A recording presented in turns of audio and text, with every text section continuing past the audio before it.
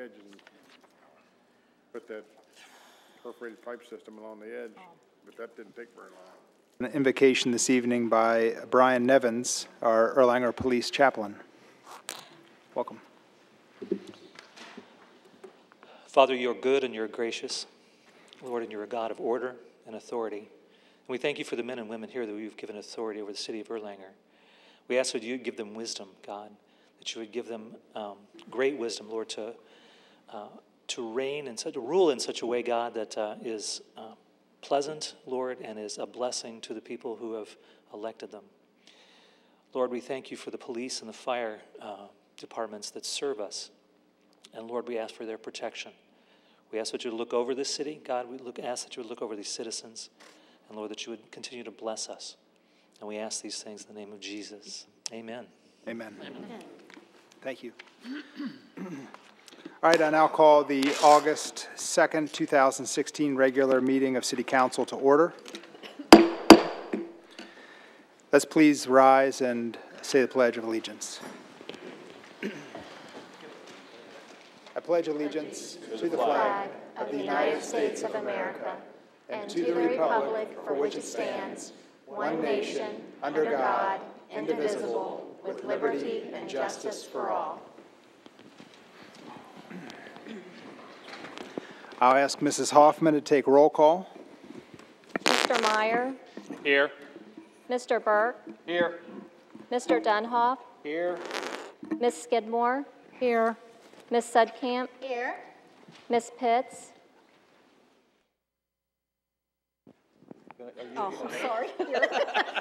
Her body is. I was looking for Steve, sorry. Ms. Kyle. Here. Ms. Cahill. Here. Mr. Cahill. Here.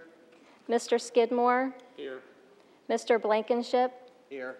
Mr. Howard. Here. We have a quorum. All right, you've received a copy of the minutes for the July 5th, 2016 regular council meeting and the July 19th, 2016 special council meeting. Are there any additions or corrections to be made at this time? Seeing none, I'll entertain a motion that we accept as or adopt as written. Motion by Mr. Dunhoff, thank you. Second by Mr. Blankenship. Any discussion? All in favor say aye. Aye. Motion carried. Then next we'll approve the agenda for this evening. You received a copy of the agenda for the August 2nd, 2016 regular council meeting. Are there any additions to be made at this time? I'll entertain a motion. Motion by Mrs. Kyle, second by Mrs. Sudkamp. Any discussion? All in favor say aye. Aye. Motion carried. We'll move on then to the special presentation. We've got a report on the new educational opportunities by Dr. Burkhart. Welcome. Come on up.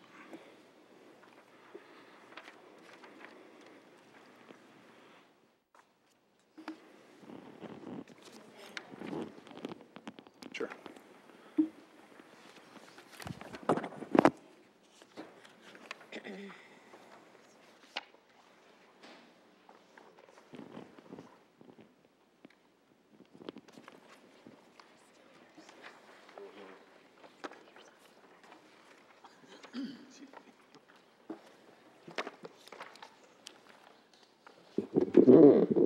Thank you for having me here today. I am just excited to be here. As you know, school will be starting very soon, and if you've been around, you know we've been very busy all summer because our schools have been very active all summer long with programs.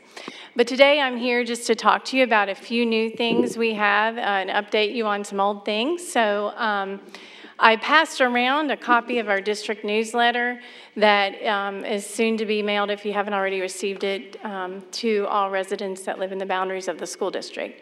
And you'll see a lot of information there that you can read through. It's also online. Also, there's a really good piece in here on page 24 and 25, which highlights the Lloyd graduates who are serving our cities of Erlanger and Ellesmere. So you may want to take a peek at that. So thank you for allowing me to be here. We can go on to the next slide. A couple of brief things I want to share with you. I know you have a lot of business to take care of, so I will be short. We have been working very hard, along with the support from the cities of Erlanger and Ellesmere, and both the mayors, and you all have been helping us get the word out about kindergarten readiness and the importance of early learning, and we really appreciate that. As a result of that, when we were able to look at our kindergarten readiness scores, you remember we were about 37% kindergarten ready. With your help and the help of the rest of the community and many other partners, we had one of the largest gains in the state. We went to 45%.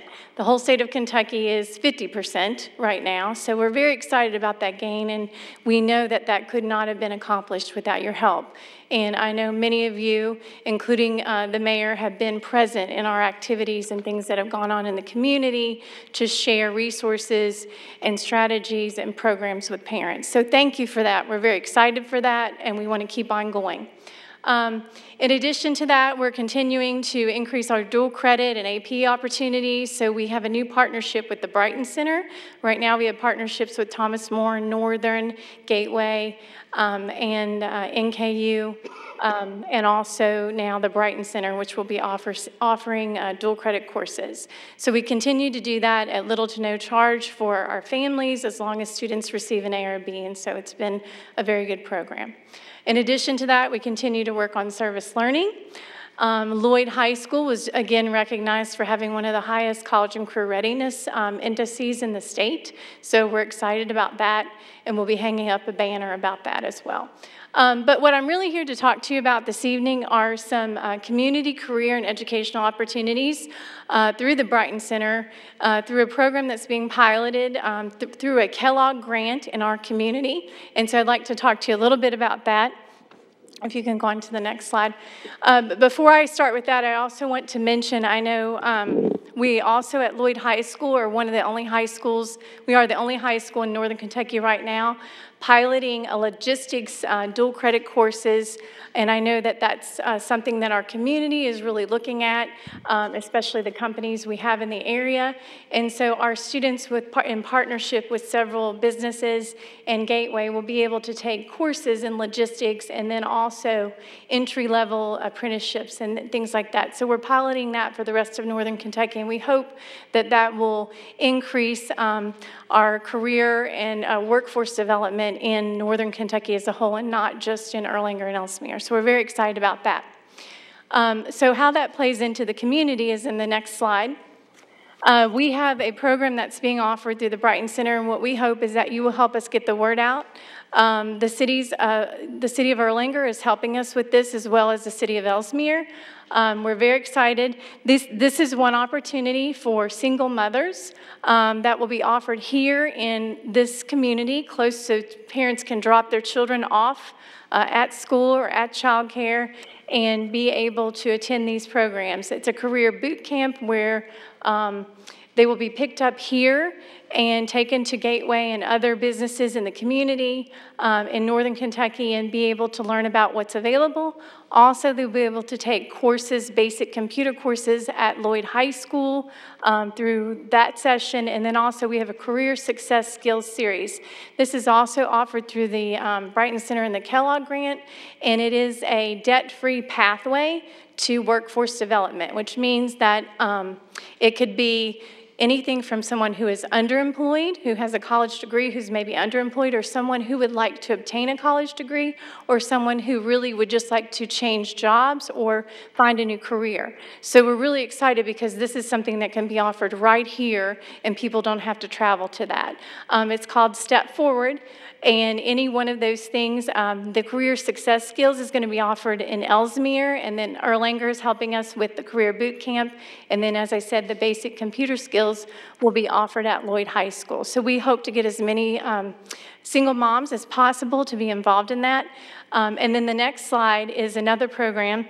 That program's for single moms, but this program is for any resident. They don't have to necessarily be a parent. If they are, that's great. We have some courses that we now have parents and students taking at the Brighton Center together to achieve certain workforce development skills. What's really exciting about the medical assisting pathway is that they have a 100% job placement rate. So every graduate who's gone through their program has been placed in a job. And the business and computer technologies and IT, that's about at 85%. So we know when we look at Northern Kentucky that these are areas that are great need, and we would like to bring those job skills not only to our students, but to the community as a whole. We also have a grandmother and a grandson who are taking classes at the same time through this program. So it's multi-generational. It's really kind of exciting. And we're very, very pleased to be able to offer this through the Brighton Center's support and through the support of Erlanger and Ellesmere. Again, this is a grant, so it's at no cost to any of us, and it's something that's provided as a service. And we hope it's going to be something that will help a lot of our students and also help the entire region. So we're really excited. I know that April Trawick's name is listed at the bottom, and she was supposed to be here this evening, but she had another engagement. So we hope that you will share this information with anyone you think might be interested. And if there are suggestions or ideas or questions you have about any of this, please feel free to contact me. But we hope that as a school district, we're not only gaining from being a part of the community, we're contributing. And so we really appreciate the opportunity to be able to work together and collaborate with all of you. So thank you very much. Thank you, Dr. Burkhart.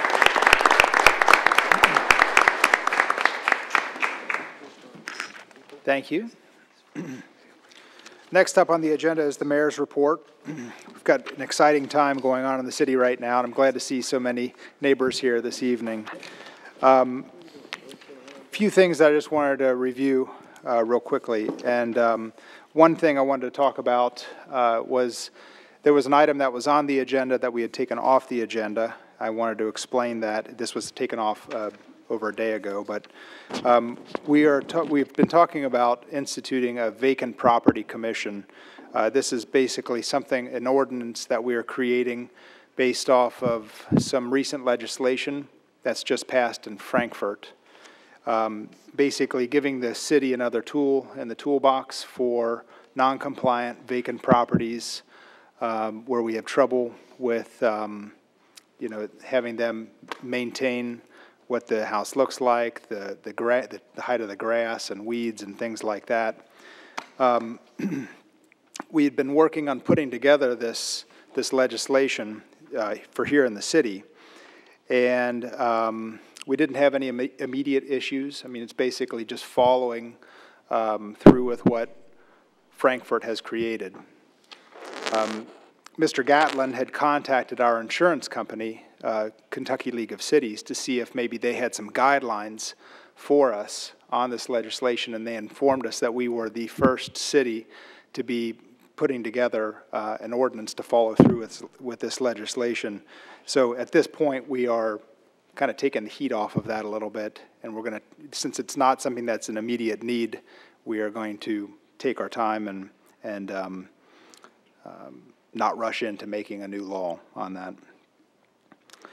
I'm also pleased to report that the Kenton County Sheriff was on hand today to oversee 811 Stevenson Road being vacated today. I don't know how many of you are familiar with that.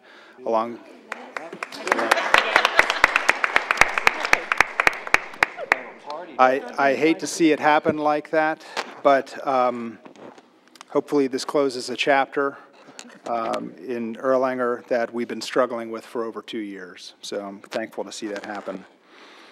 Later in the meeting, we'll be moving forward with a resolution to surplus some of the empty properties that the city has owned and maintained for several years. So that's an exciting thing as well.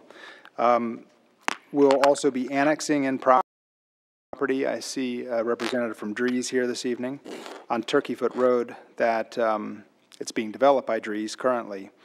This will increase the size of our city, broaden our tax base by about 30 homes, and we'll be doing that without a noticeable increase of services that are required. So that's always a plus for everybody.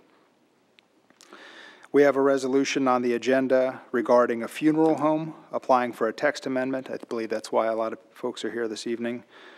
This is the very beginning of the process. We'll open the floor to public comment a little later in the meeting. One of the things I'm very proud to announce, though, this evening is that our fire chief, and this may be news for a lot of the council, so I'm sharing this with you as well. Our fire chief has been working with the fire chief of Fort Mitchell to develop a more detailed mutual aid program, basically like an enhanced mutual aid.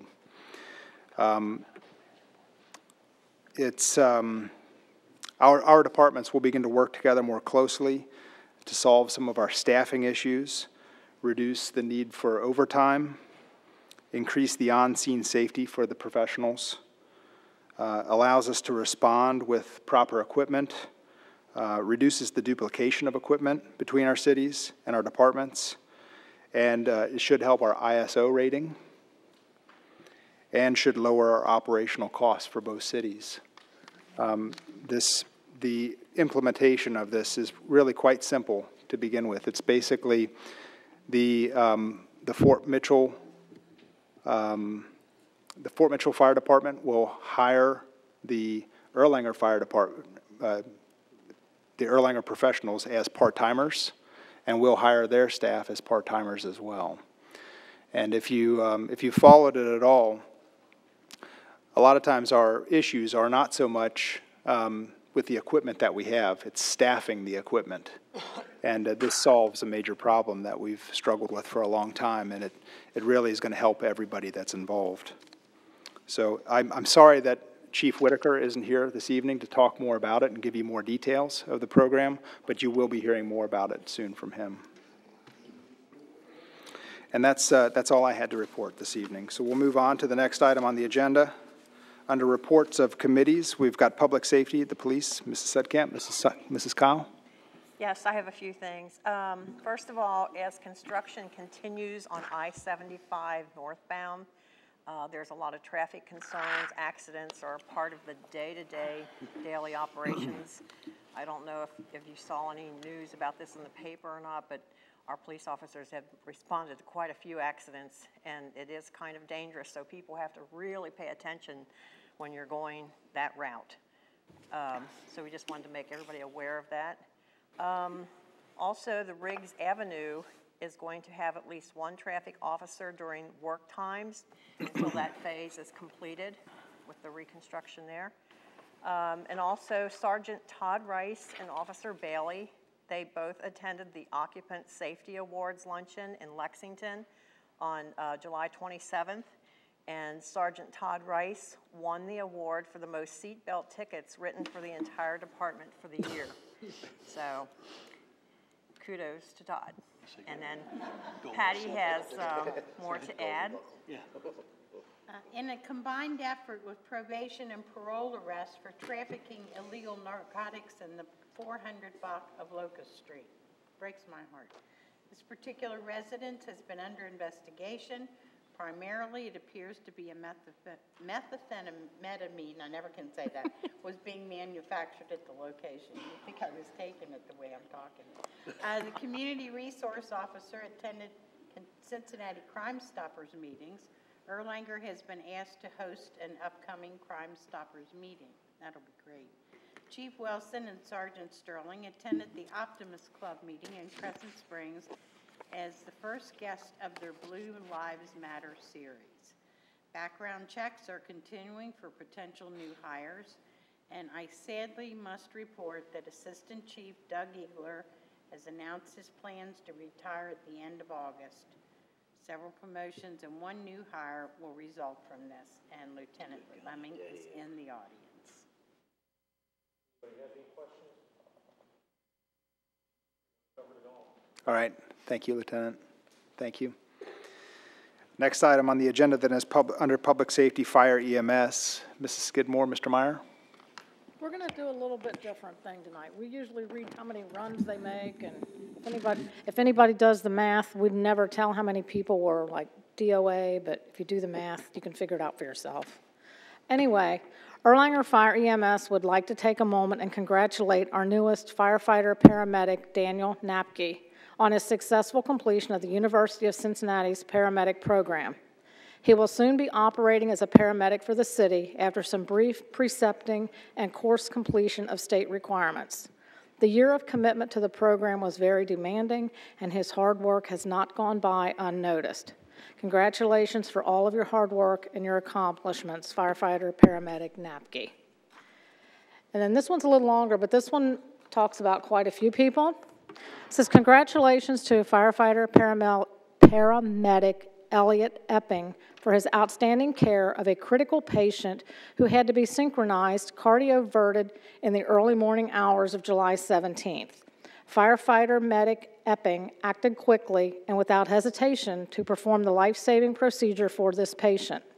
Firefighter medic Epping was recently released as a paramedic after several months of being mentored as a new paramedic in the field.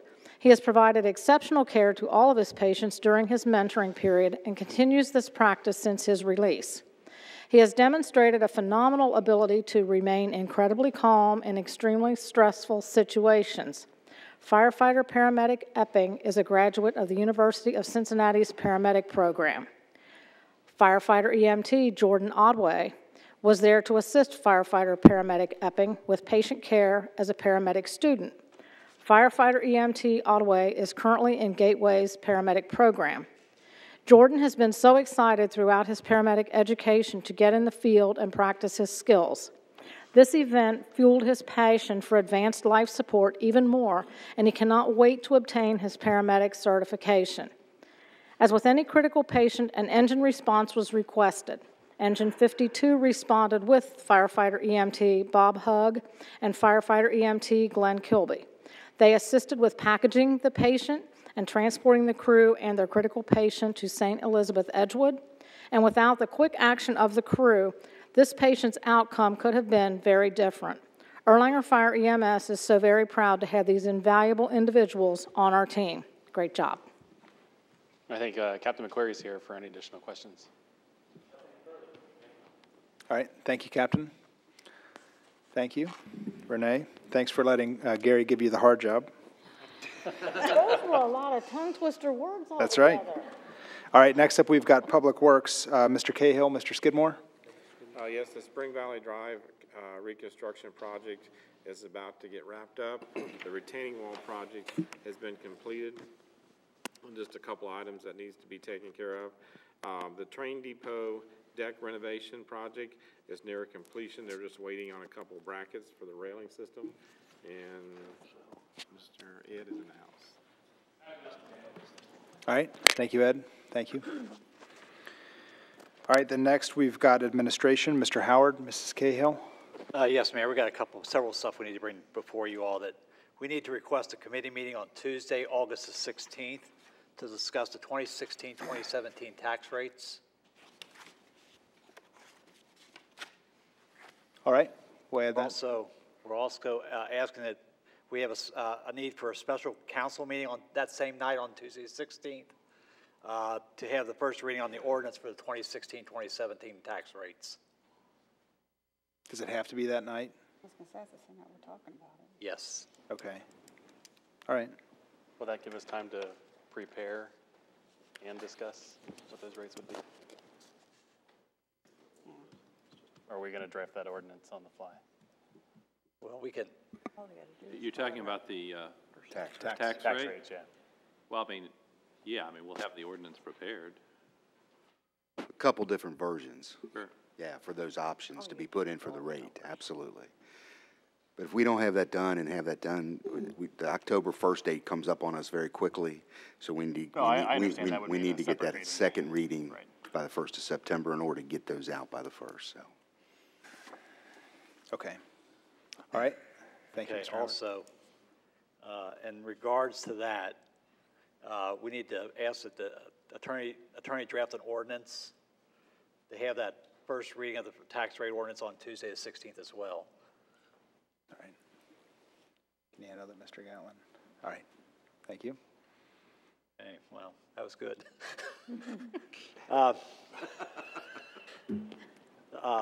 Just a couple of announcements here that we have from our administration. We let everybody know that the general government offices will be closed on Monday, September the 5th, 2017, in recognition of Labor Day. Also, the city also received its passport audit this past month, And we're happy to report they received a score of 100%, so that's great.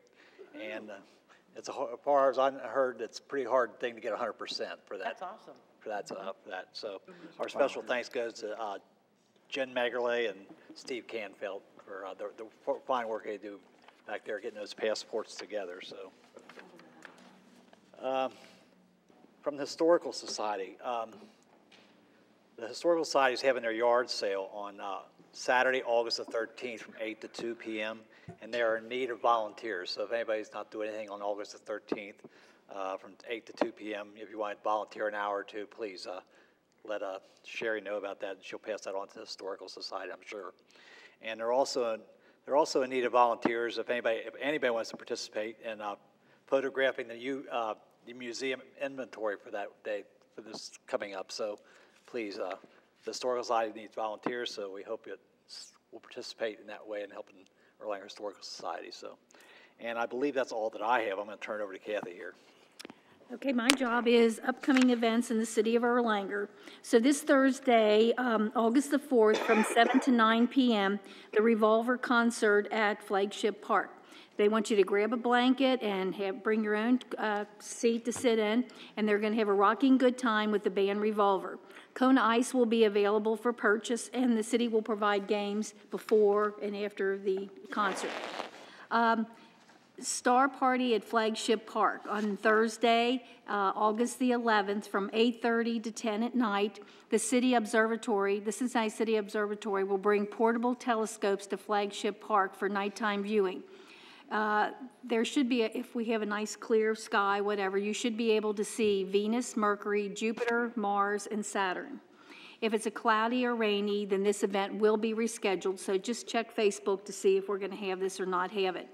And then on Saturday, August the 13th, we have the annual Youth Fishing Derby, and that is at Flagship Park.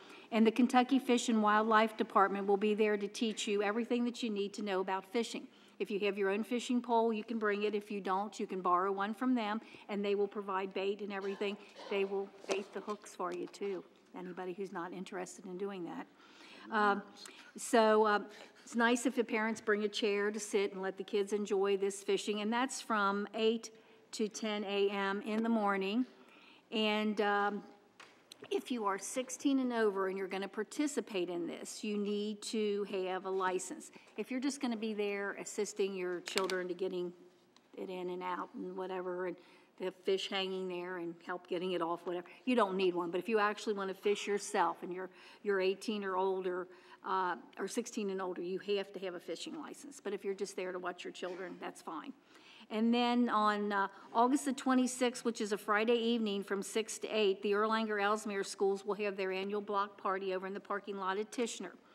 This is a great event for all Erlanger Ellesmere residents to come and kick off the school year. In addition to all Erlanger Ellesmere schools being present, there will be also a whole area devoted to early childhood, and you'll get to hear about all these programs that Erlanger Ellesmere is having and be able to take home some free goodies with the kids right before school. And then on August the 27th, that's a Saturday, from 7 p.m. till 9 a.m. in the morning, the city will have its family camp out at Flagship Park. And this is if you are campers and you want to camp out with your family in a nice setting. You can bring your tents, bring any camping chairs, any supplies that you need to camp out and to sleep outdoors. The city's going to provide activities and fun until dark, and you can relax and sit by a campfire and enjoy free s'mores. Continental breakfast will be available in the morning, and you have to pre-register for this event. So you need to call the city building, 727-2525, to sign up to participate in this. And you need your name, address, an email, and a number, the number attending, and that would be to Kim Walking. You can leave a voicemail, 727-2525. So a lot going on in the city of Erlanger right before school starts. So if you want to participate, look on Facebook, and they've got all the events listed there and on their site, City of Erlanger.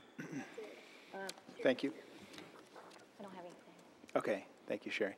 Kathy, what time did you say the stargazing thing starts on the 11th? The stargazing is 8:30 p.m. to 10 p.m. All right.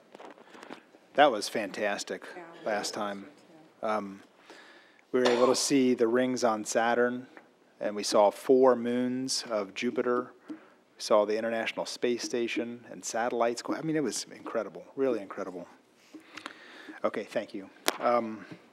Next item on the agenda under Economic Development and Finance, Mr. Blankenship, Ms. Spitz. Thank you. Staff is continuing the process of closing out fiscal year 2016 and preparing the records for the annual audit. The June and July financial statements will be available in early September. Oops, sorry. All right. Mr. Bodie, do you have anything to add? All right, thank you. All right, then next is Codes, Building, and Zoning. Mr. Dunhoff, Mr. Burke. I have nothing. I have nothing. Mr. Hahn is in the house. All right, thank you. Then we've got Progress and Revitalization. Mrs. Pitts, Mr. Cahill. No report, sir. All right. All right, so you've heard the reports of our committees. Do I entertain a motion that we adopt as presented? Motion by Mrs. Kyle, second by Mrs. Skidmore. Any discussion? All in favor say aye. Aye. Motion carried. All right, do we have any reports of the representatives this evening? Kenton County Alliance? Yes. All right. It makes it nice when they have their meeting on Tuesday when the council meetings. I don't have time to forget things. Anyway, the most important thing to come out of the Kenton County Alliance meeting today is that there is a new, you might want to write this down, there's a new 24-hour, 7-day-a-week hotline that can be called for drugs, overdoses, anything of that nature. And they're working with Dr. Mike Kalfas, is really an advocate for this program. And the phone number is 859-415-9280. And you'll be hearing more about this in the future, but it is supposed to be up and running, so this number is supposed to be a good number. 415-9280. All right. Now you probably should give that to the dispatch. They have it, I believe. They have it? I do believe they do. Do they? They should have. Okay, It got sent out last week. Okay, because they actually had a number with an acronym with it so that you could, like it made a word. That's not working. So this is, I don't know. Okay, you can have this then. Any other reports? Seeing none, we'll move on to the next item here, the reports of our city operations. First, we've got Mr. Viox, our city engineer. Do you have anything to report? Yes, sir. The bids we're going to award tonight represent the for the improvements. We've already taken one earlier in the year, in this budget year. So that will complete 5 of the projects that were in the budget starting July 1. The Northern Kentucky Water District is taking bids for the water line replacement on Erlanger Road from Hulbert to Baker Street this Thursday, with a fast turnaround that the contractor has to be finished by the middle of September. So they're working in cooperation with us so we can get our 6th project bid in September. So we'll have 6 of our 8 projects under contract by the sometime in September, and we'll see where our balance is, so we'll be able to attack the other 2 or possibly more by springtime. Thank you. All right, thank you. Mr. Viox, did those bids come in under budget? Sure. We're going to award the bids in a few minutes under bids. Okay, but how did they compare to the budgeted amount? Oh, they're all under. Okay, good. Thank you. All right, then next up, we've got Mr. Gatlin, our city attorney.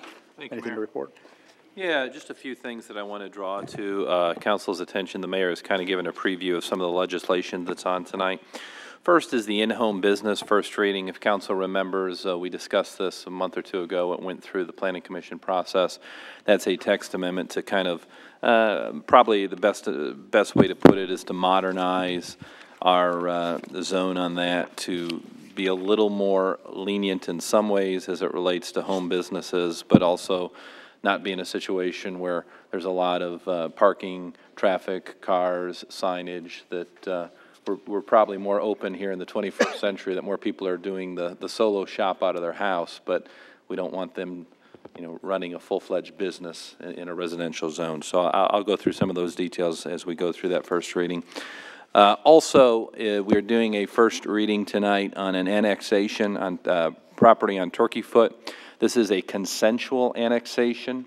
There are currently two property owners, the Dries Company, for which I saw Mr. Shalakati sitting here in the front. I think he's out on the phone right now. So the Dries Company has consented to this annexation, as well as the Hayes family. Those were the two property owners. There is a annexation consent agreement that has been signed that Mark can discuss further in his report. So I just wanted to let council know that is a consensual annexation. The two property owners are agreeing to come into the city limits of Erlanger. The final thing that I wanted to discuss is, I know there's council that are going to discuss this, and I know that a lot of the folks in the audience are here tonight on the application for the funeral home to the text amendment to add funeral homes as a conditional use. And I think I just wanted to kind of reiterate the process that we're at tonight. This is not the public hearing. This is merely council's recommendation, if council is going to make that recommendation, for Dave Hahn to make application for that text amendment. There would be a public hearing at the Planning Commission. That would be the public hearing on the text amendment. And then if, after review, study, and hearing by the Planning Commission, if there is a recommendation for that text amendment to allow funeral homes as a conditional use, then it would come back in front of this council, just as we are tonight on the first reading of the ordinance for the text amendment on home occupation, where we would then have a first reading and second reading of the text amendment ordinance. So for purposes of tonight, all council is doing, which is obviously an important role, would be passing a vote to allow Mr. Hahn to make that application to begin that process at the Planning Commission level. The other thing that's important to note is because if it went through this council and the application went through and the Planning Commission recommended it and we came back for a first and second reading of the ordinance and the ordinance was passed, all that does is allow funeral homes to be an conditional use of the current zone. So if a funeral home wanted to locate, they would have to apply for a conditional use permit to the Board of Adjustments. So there would be another opportunity, and adjoining property owners would be given notice for that public hearing. So this is stage one of a multi-step process, and I just, again, wanted to make sure the public understood that and that council understood that. Thank you. All right, thank you, Mr. Gatlin. The next, we've got the City Council Attorney, Mr. Wickman. Do you have anything to report? Yeah, Mayor, to follow up with Mr. Gatlin, though, of course, if the City Council has the opportunity to not pass the resolution, and that stops everything. As the Mayor indicated, we're making some progress in the condition of the city and revitalization efforts. We have finally acquired the property at 3410 Cowie Avenue. We have the deed for it in hand.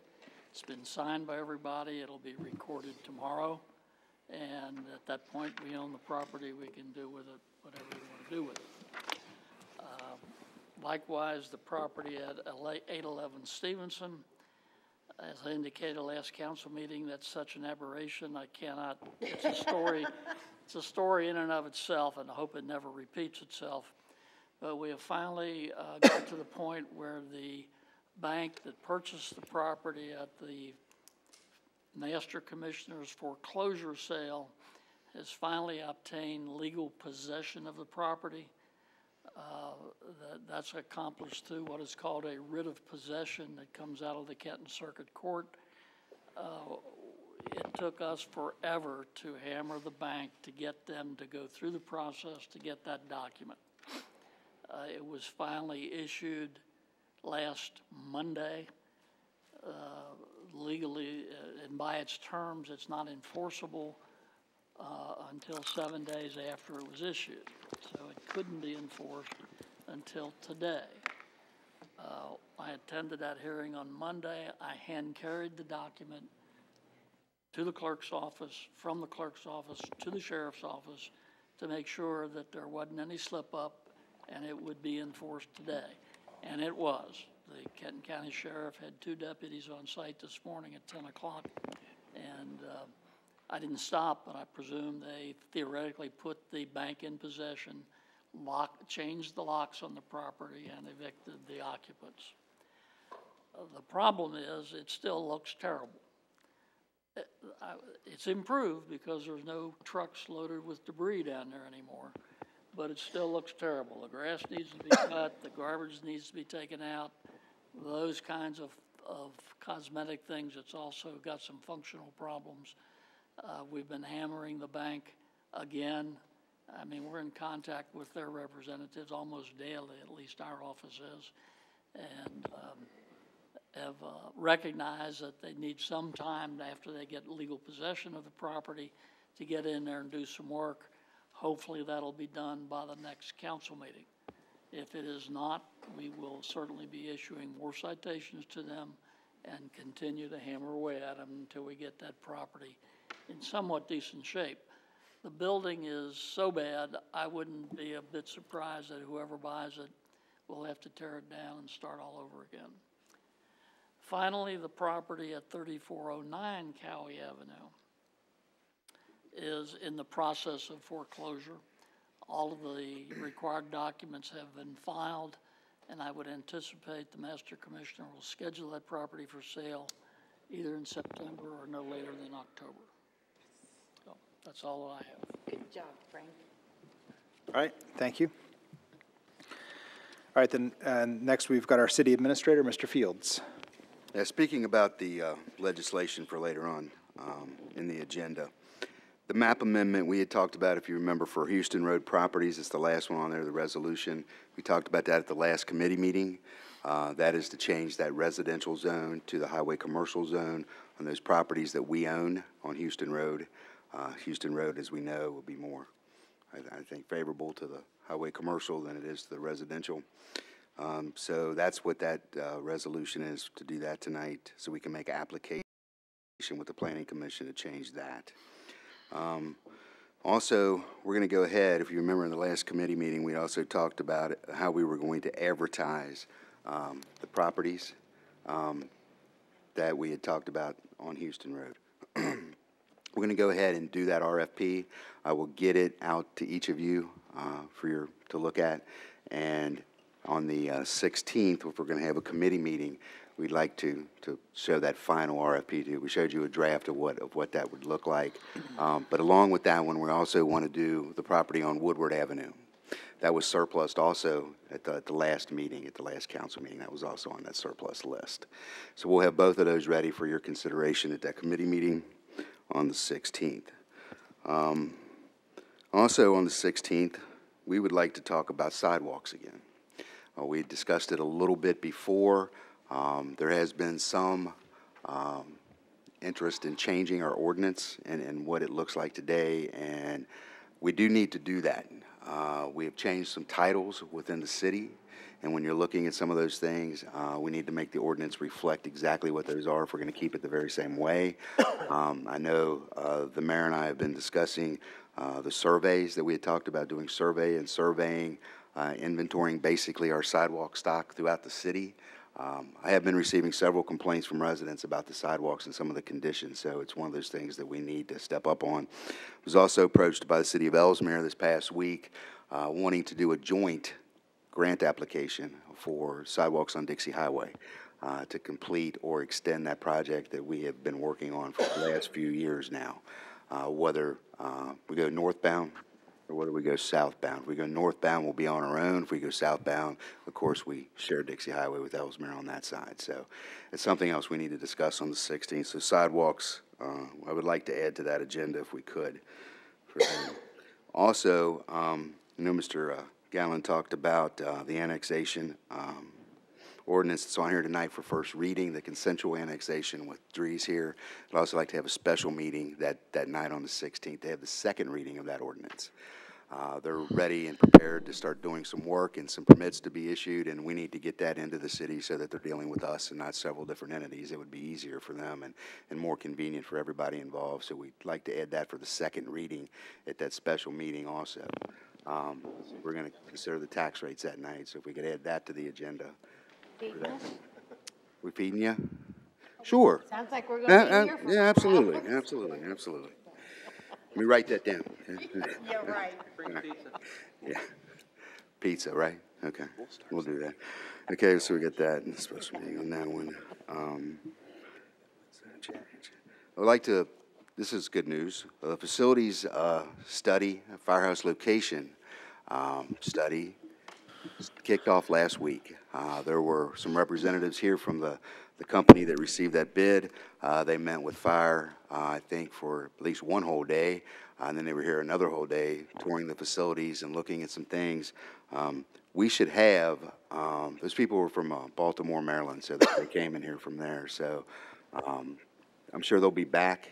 However, the other parts of the team will be here in the next couple weeks. We'll have a kickoff meeting at that point in time. So hopefully I'll have more to report then. We're looking at somewhere that this thing will probably be up 8 to 10 weeks. And then when it gets in full force, we should have that final report in no later than 10 weeks from when the formal kickoff gets here. So I'll be able to tell you all some specific dates when all that happens. Facility study. I've had a lot of conversations with residents about Riggs Avenue. I know it was touched on a little bit, but if Riggs Avenue is a mess and if everybody's been down it, they know that the water mains are being replaced. Well, the contractor replacing those water mains has replaced the pavement. However, that's not the final pavement. We put out for bid here just a couple months ago, that project. So when water gets done, then we will go into the resurfacing. So that roadway will be resurfaced. Just want everybody to know that. If you drive down it now, it's pretty bad. That's the calls that we're receiving, or that I'm receiving, is wanting to know if that's the final pavement. That's what they're going to be stuck with. But no, it's not. We will be repaving the road. It's not going to be resurfaced, it's being replaced. Okay. Replaced. So the whole road will be replaced. So that you won't be driving over that rough surface any longer. That contractor's supposed to be starting in the next 2 weeks. And that's good news. That's a curb and gutter, right? No, that's rolled all new concrete pavement. Oh, okay. Concrete, yeah. 2 other items very quickly. The radio system. I'm sitting on, and the judge exec was here a couple months ago talking about the new public safety radio system that Kenton County was going to bid out. That now, our goal was to have the request for proposals out yesterday. August 1st was our deadline to have that done. I sat on that committee to approve that. We were ready to go. Then Boone County and Campbell County, which is good news, decided that they wanted to be a part of this. So we are not going to put out that request for proposal. We're going to wait for Boone County and Campbell County, and hopefully when we bid this out and send it out, it will be for all 3 counties. So all 3 counties, hopefully, on the public safety side with the radios, will be on that very same frequency, will be on that same 800 system that we should have been on, or the P25 system now. I know that's all numbers to everybody, but hopefully the digital system and what is done, and so it will give public safety so many more options, and this is the way it should have been done the whole time with the Tri-County effort, and I'm just happy to report that it is going forward that way, so it will be a Tri-County effort. So, don't know how long it'll delay it, but it doesn't matter. It's been years in the making, so a few more months is not going to make a difference. And one final thing we had talked about before, House bill, and I believe it was 422 is the nuisance one. Yeah, but there was another bill passed in the legislature this year that allowed us to take retired police officers, bring them back in our employ on contracts, and then not be responsible to pay into retirement and pay for the health care that they're receiving out of the retirement system. I'm happy to report to you that we moved our first 3 today to that. We are allowed to do up to 9. We don't have that many on staff. We don't plan on having that many on staff that I know of. I'm not speaking for the police department. They've not said they want that many. But what we did was the school resource officers needed to start August 2nd, which was today. So we brought the school resource officers back. So all 3 of those school resource officers are now contract officers, which saved us quite a bit of money.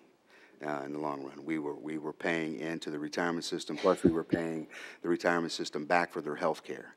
That alleviates that responsibility from us. I think all in all, it's a good deal for both. We know the school system does pay half of that cost anyway, and coming back to us that way. So this was significant, and I'm glad to report that was there.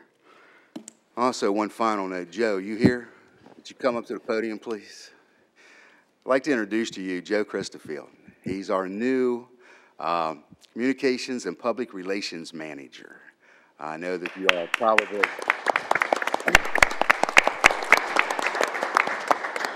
probably seen some emails going out from Joe. The past couple weeks, he's been pretty busy. As a matter of fact, I think I've seen more press releases go out in the last 2 weeks than I have seen. Yeah, than I've seen since I've been in this position. So Joe, welcome. Say a little bit about yourself. I could go on if you like me to and tell you that he's got a very extensive background in government work. He's got a very extensive background in reporting. I think that he started out his career with maybe some of the people sitting here in the audience today that are reporters that he was out. So he brings all those aspects to this job, and we're very lucky to have Joe. But Joe, the floor is yours. As Mr. Field said, my name is Joe Christofield. I'm originally from Ludlow, Kentucky, 1991 graduate there. Graduated from Morehead State University in 1995 with a background in communications, majored in journalism and radio and television. After I graduated, I got a job at Community Press, Recorder Newspapers, and I was there for 5 years doing exactly what Melissa Stewart and Tricia Shire do here today, covering different cities out in Campbell County, Kenton, and Boone County.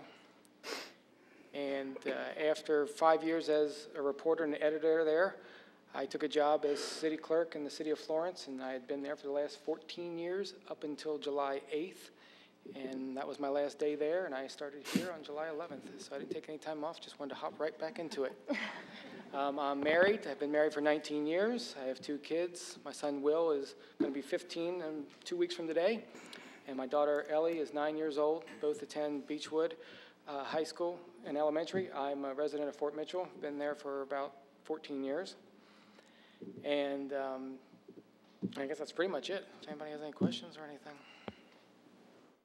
Any questions for Mr. Christofield? All right, well, thank you. Welcome. Yes. Glad to have you. Glad to be here. Glad to be here. Thank you very much. That's all I have, sir. All right, thank you. All right, you've heard the reports of our representatives and city operations. Do I entertain a motion that we adopt as presented? Motion by Mr. Meyer, second by Mr. Cahill. Any discussion? All in favor say aye. Aye. Motion carried. All right, next up we've got correspondence. Mrs. Hoffman, do we have any correspondence to review this evening? The city received a letter from Dr. Kathleen Burkhart, Superintendent of the Erlanger-Ellesmere School District, thanking the city for selecting their Family Resource and Youth Service Centers as the recipients of the proceeds from the Florence Freedom Community Night baseball game. City Council received a thank you letter from St. Henry District High School expressing their gratitude for the use of the tennis courts at Silver Lake Park. And the Van Winkles from Theodore Place sent a card thanking the city for addressing their issue of people misusing their property while fishing at the lake at Flagship Park. And that's all I have, sir. All right, thank you. All right, so the next item on the agenda, do we have the list of? Okay, thank you, David. The next item is citizens and public comments.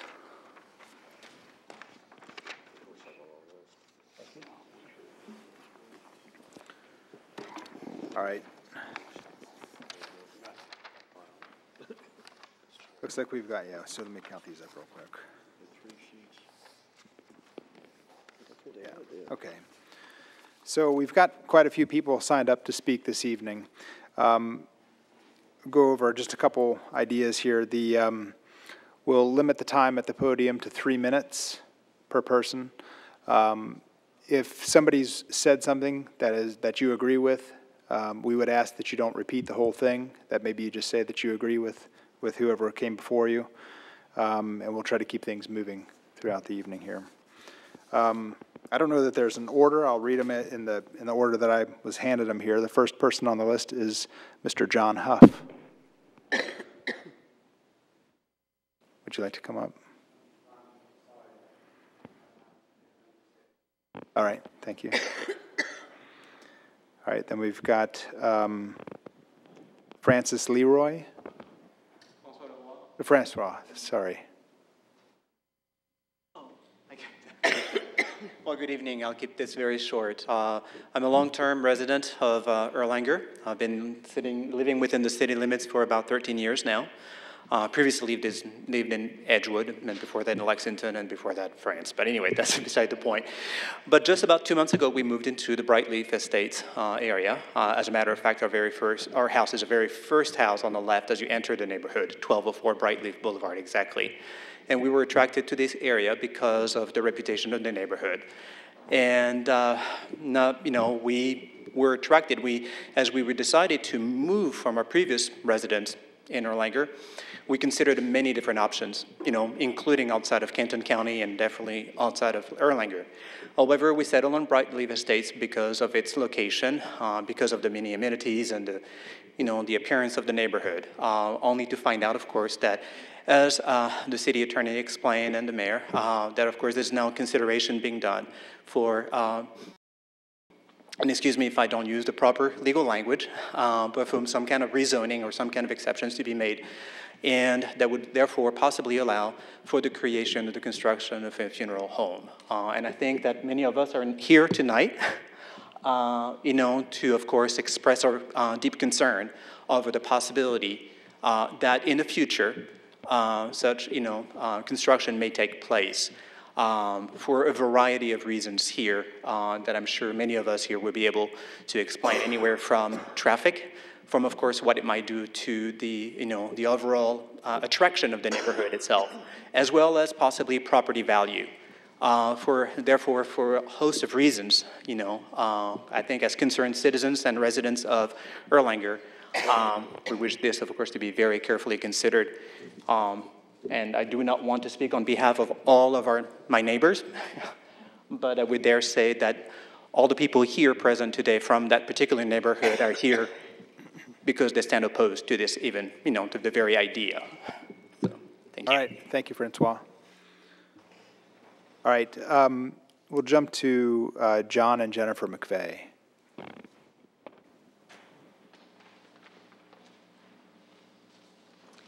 Hi, my name is Jennifer McVeigh, and I've been a resident here in Erlanger for 17 years, over in the Brightleaf Estates subdivision. Speaking for myself on behalf of many people that signed a petition that are here and many that are not here, almost 200 people. We oppose a proposal for a text amendment that would change the list of conditional use in an R1C residential zone in Erlanger.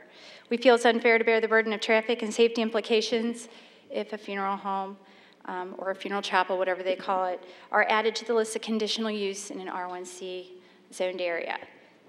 We feel that such a change in the text or the language is unnecessary and inappropriate for a business, as there are many suitable locations for funeral homes in existing commercial zones in Erlanger.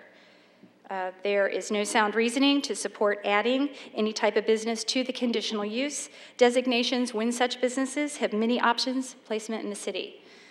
We feel that within the R1C residential area, and specifically many of us are here because of the parcel at 30 Narrows Road, we're concerned about that. We definitely believe that there's not enough adequate or accommodations to be able to deal with all the long operational hours and the amount of vehicles that it would bring to the residential areas. We realize that we are early in the stage, but we are proactive instead of reactive, so that's why we're here. And we would ask City Council to vote no on this resolution so we can stop it going forward to the County Planning Commission. And we thank you, and remember that it's very important to us, the safety and our property values are really important to your constituents. Thanks. Thank you, Jennifer. All right, next we've got Mr. Al Johnson. Okay.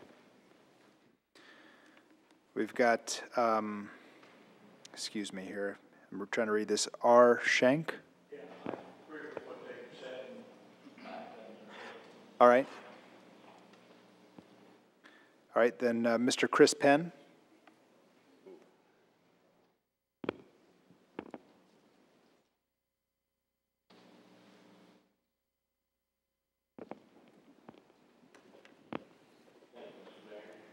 Thank you. Thanks for coming out.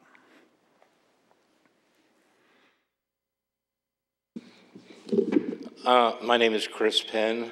I live at 1150 Brightleaf Boulevard. The property, my wife and I reside there, built a home there 3 years ago. This property abuts and adjoins the subject site. We are neighbors. A couple of things. I'll probably go beyond 3 minutes, but my wife said I'm okay to do that. So.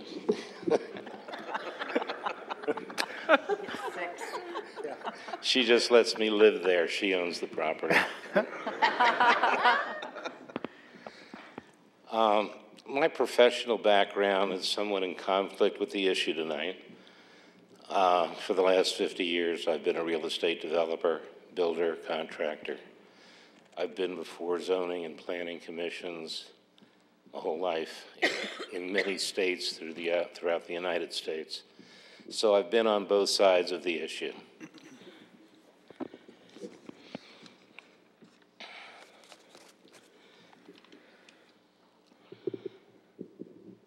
Also in 1977-78, I served as city councilman for the city of Edgewood.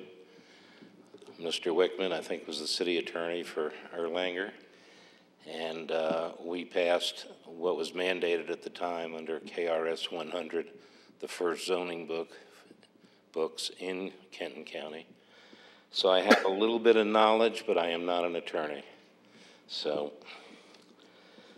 although I've been told I've been as obstinate as one, but I am not. There are two sides or two things that come to my mind, when an issue like this comes up. You always have the personal view and the emotional view of the neighboring property owners and residents in the community. The second side, you have what is a practical view and what might be deemed a legal view because of the governances of the zoning code and text. Mr. Penn, can you try to tie it up in about 1 minute? Probably not, but I will do the best I can. Okay, thank you.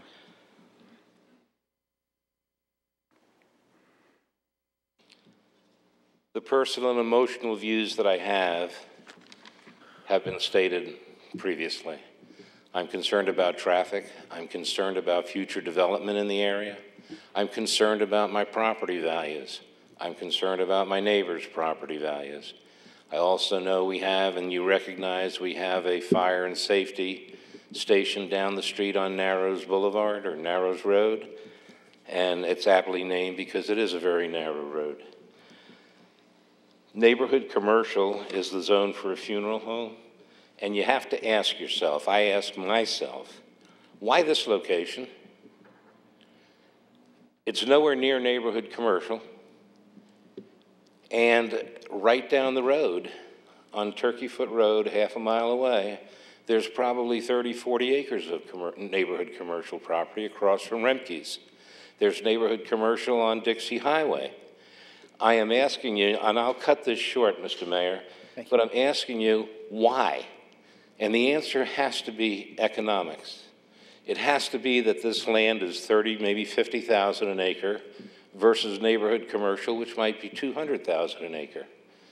But in our own zoning code, your zoning code, economics should not take part or precedent in this decision. To quote, zoning is a set of rules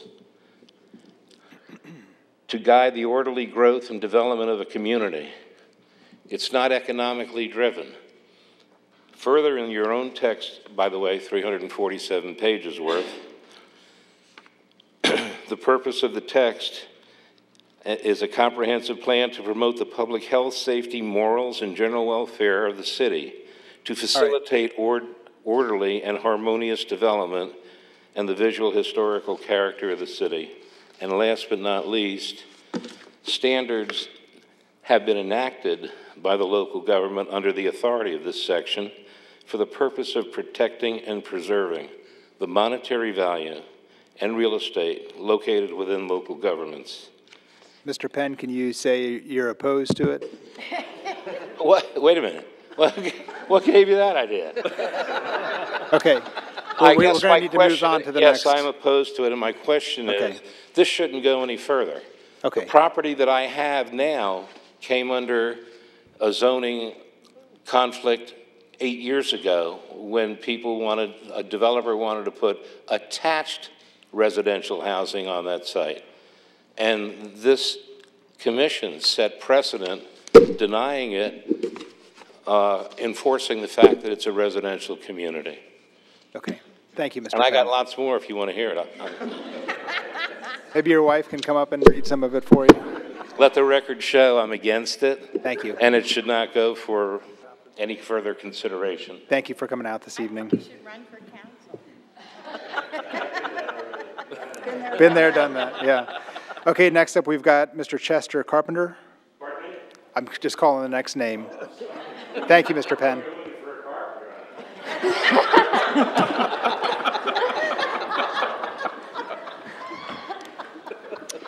Thank you. My name's Chester Carpenter. I've lived at 3803 Narrows Road, and I've lived there for 47 years. And I just want to concur with all I've heard, and particularly, Chris, and particularly, Jennifer, with regards to I think it should stop now, personally. So, thank you. Okay, thank you. Next up, we've got Melissa Turner.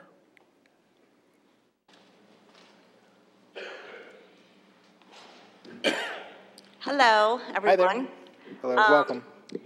Mr. Wickman pointed out that this can stop right here. The council can veto or not pass the changing of the resolution, the changing of the zoning or the wording or what have you. Being a resident of Erlanger for the last 20 plus years, my son's an Erlanger policeman. We love the city of Erlanger. I'd hate to see that this be passed, and I just want to stand up and oppose this being passed. Thank you. Thank you. Okay. All right, then we've got Barry Schultz. Yes, I've been a resident for 7 years. Come on up. Okay. Thank you. Mr. Bill Mullins? Okay. Deferred, you said? Okay. You did.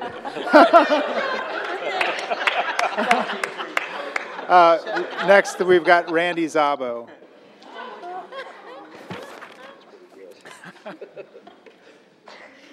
Can we get you to come out to the meetings more often, Mr. Penn?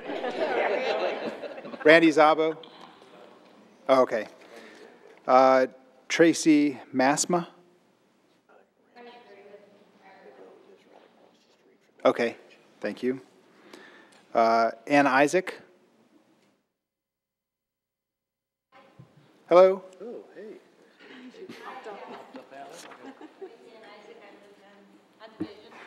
Close to the library there.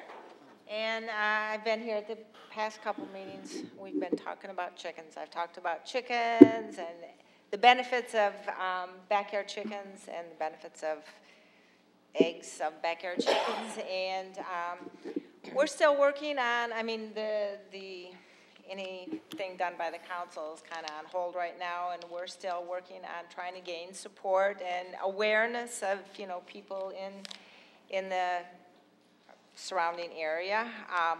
One of the things that I just wanted to mention to everybody to think about is that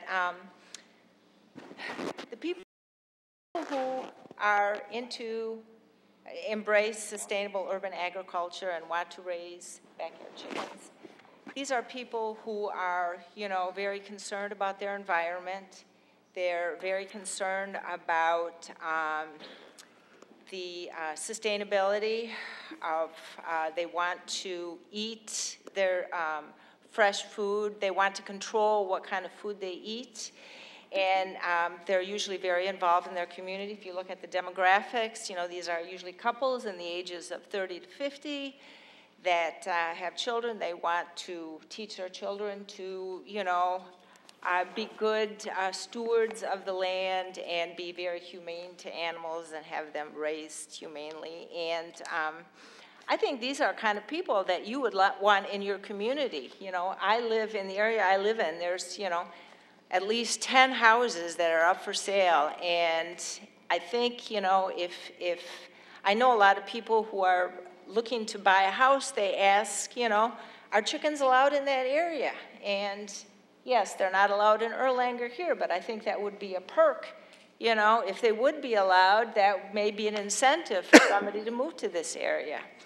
So like I say, we're still working on trying to gain support and trying to raise awareness for this, and thank you for your time, and have a good evening. Thank you, Ann. I will let you know I've gotten at least a dozen letters in support of that as well. Okay.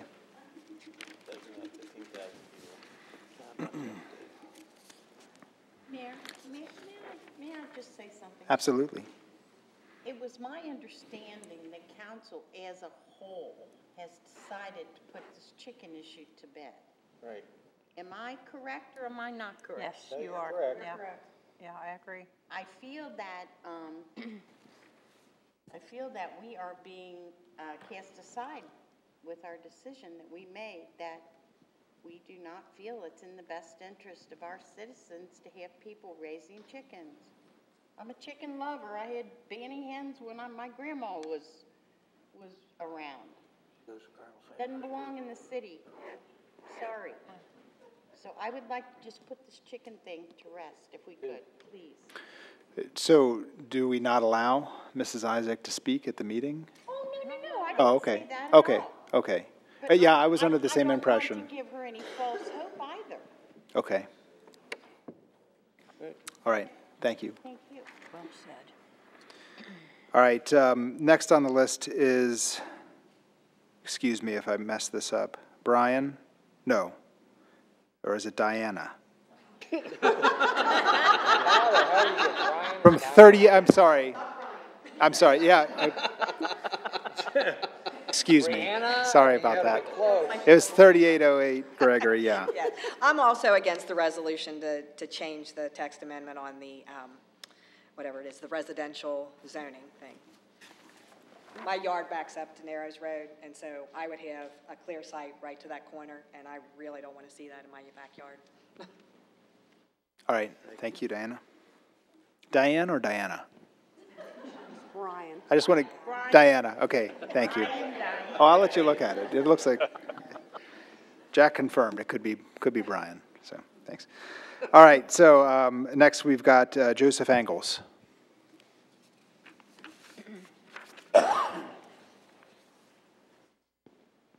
Hi there, Mr. Mayor, Council, thank you. I agree with the sentiment of my neighbors. I'm a Brightleaf resident, and I am against this rezoning, but my statements are more questions in nature, and I think Mr. Gatlin can answer them. I'm just trying to understand. I don't have that much knowledge around zoning laws, but in the short amount of research that I did when I heard about this, I started to read about the R1C residential zone, which is what that parcel of land is, and then I just was doing a little more research, and I found that the funeral homes fall under the neighborhood commercial zone.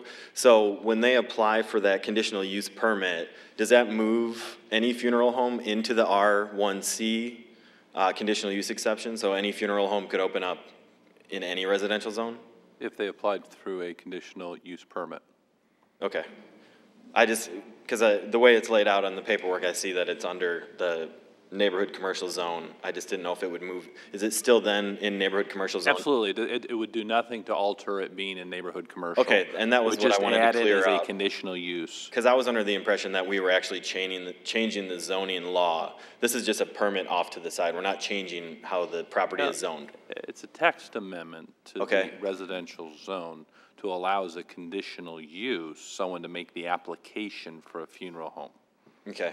Okay, so it allows them to apply for the permit to put. That's right. Okay.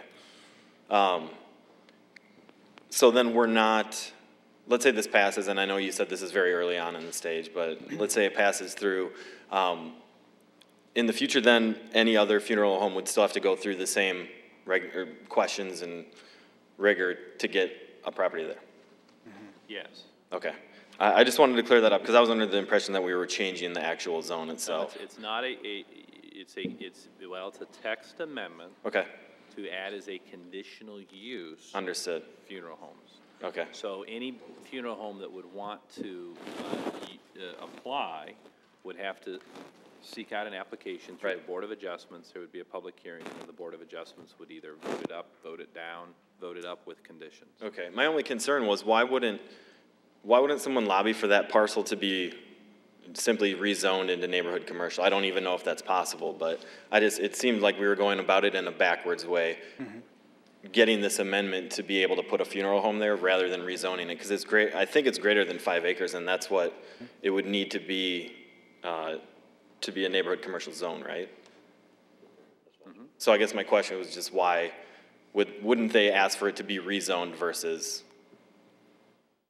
getting this conditional use permit? Yeah, it's a different process. Is one harder than the other? It could be. And I know I'm like being vague, but. Okay. I was curious as to why someone wouldn't just. I mean, it's a different process. Okay. Is it more expensive? I mean, I'm just trying to understand the motivation. You know, I would say typically the zone change process is more time-consuming than a text amendment. Not always, but typically it would be. Okay. Again, just trying to get some questions answered, my understanding greater. Thank you, guys. And again, I am opposed to this, so thank you. Thank you. Yeah, I mean, I don't know if that clarifies it or not, but, you know, the church is a conditional use as well in a residential zone. So the church had to go through the same type of process in order to be able to be approved by the neighborhood to locate there as well. All right, next on the list is Pamela. Excuse me if I don't say this right.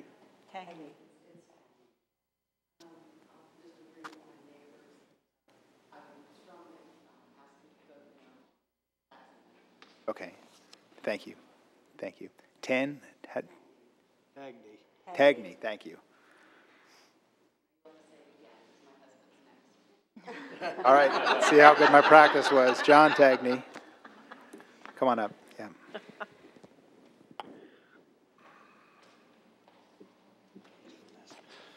Mr. Mayor, council members, residents, I'd first like to say thank you very much for the job that you guys have done as a council and your team, the cost-cutting exercise that you put in, and you wrote that great letter that we got a while back.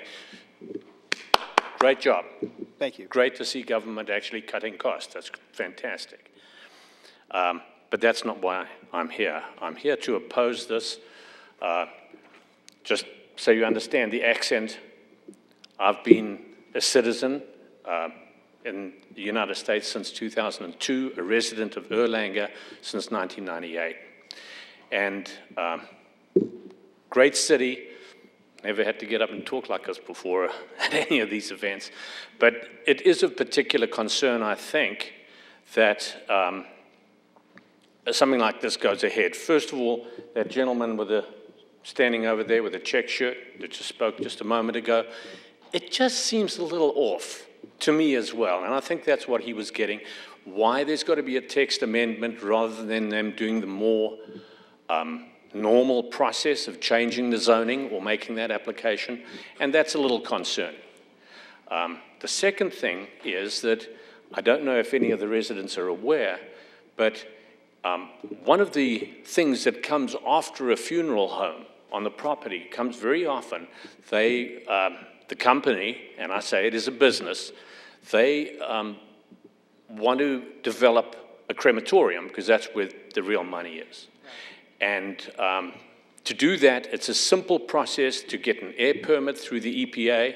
It's a minor source. I'm sure Mr. Viox will confirm that. It's not a major source, so it's a very simple process to get that air permit. And, you know, I don't want to be living with the prevailing wind coming from a crematorium just really hundreds of meters away from us. That's pretty upsetting, and I think that should be the consideration of the council. If you give some thought to those 2 points, that this is a bigger thing than just a funeral home and a bit of traffic. There's that, the air permit situation, and the second thing is, or as I made it earlier, the first thing is why are we doing this? I mean, you've got zoning laws. How long have they been the way they are? Why do we have to have a text change? It's been like that for a very, very long time, I guess. And what's the point? Why do we, it's like smoke and mirrors kind of thing to me. And I don't think that, anybody in the council really should be party to that.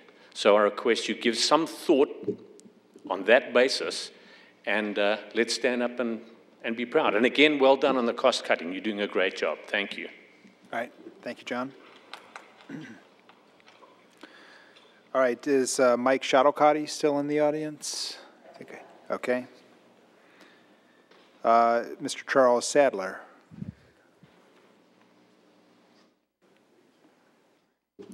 The previous speaker just stole part of my thunder. That was one of the items I wanted to mention. But anyway. You had another speaker up here who brought you the perspective from a developer. Well, I've been on the other side of the aisle, so to speak. I've spent the better part of 30 years as a city and county administrator dealing with land use and zoning issues.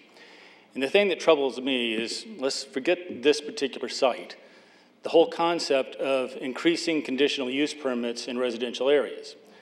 Buying a home is probably the single most expensive investment any of us are going to make, and it's a long-term investment, 20 or 30 years. And like a business, we want stability and we want predictability. And these types of permits, this type of change in the text amendment winds up detracting from that. So I am here to speak opposed to it on general principles that I don't believe we should be adding additional conditional use permits in residential districts.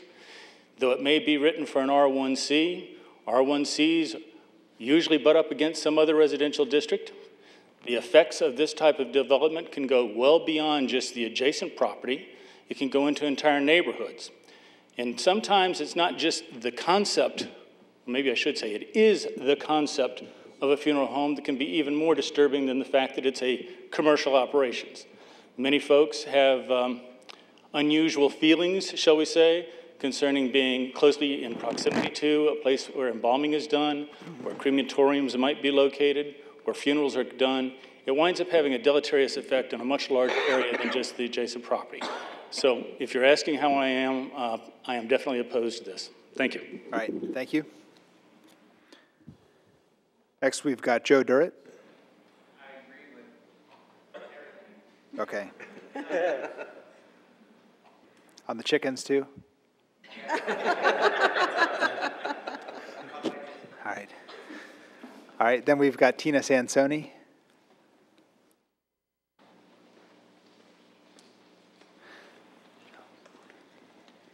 Hi, and thank you for having me. I wanted to let you know that I oppose the amendment or text that is going to be for the funeral home. And the reason is for the traffic. It is a one-way street up and down Brightleaf to Narrows. And any type of funeral procession, anyone coming for a funeral or leaving from a funeral, it's going to have tons of traffic for that area. And the main reason for me is that that is a very busy area to go down Brightleaf to Turkey Foot for walkers. Everyone from our neighborhood goes down that street, including kids on bikes, people walking their dogs.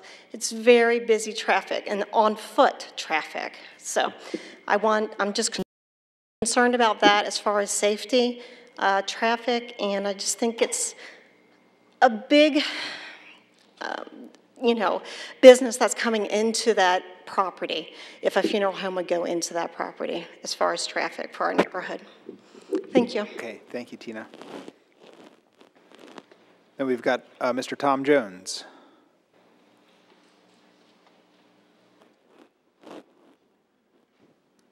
After Tom, we've got Linda Krivsky. On deck? Yeah, on deck. You're on deck, Linda. Good evening. Welcome. I don't know, let's take you back just a few years. Due to the diligence of a Brightleaf homeowner, we were able to get a traffic light installed at the intersection of Brightleaf and Turkeyfoot. That really says it all why we're here today.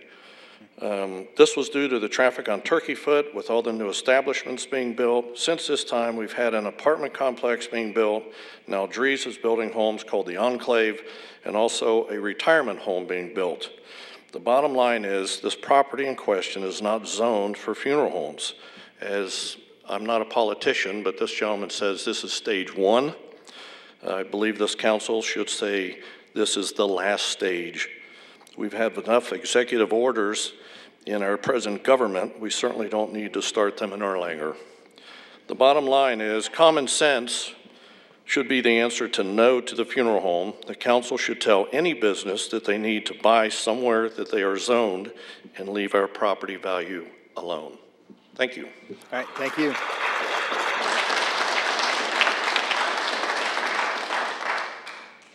All right, Linda?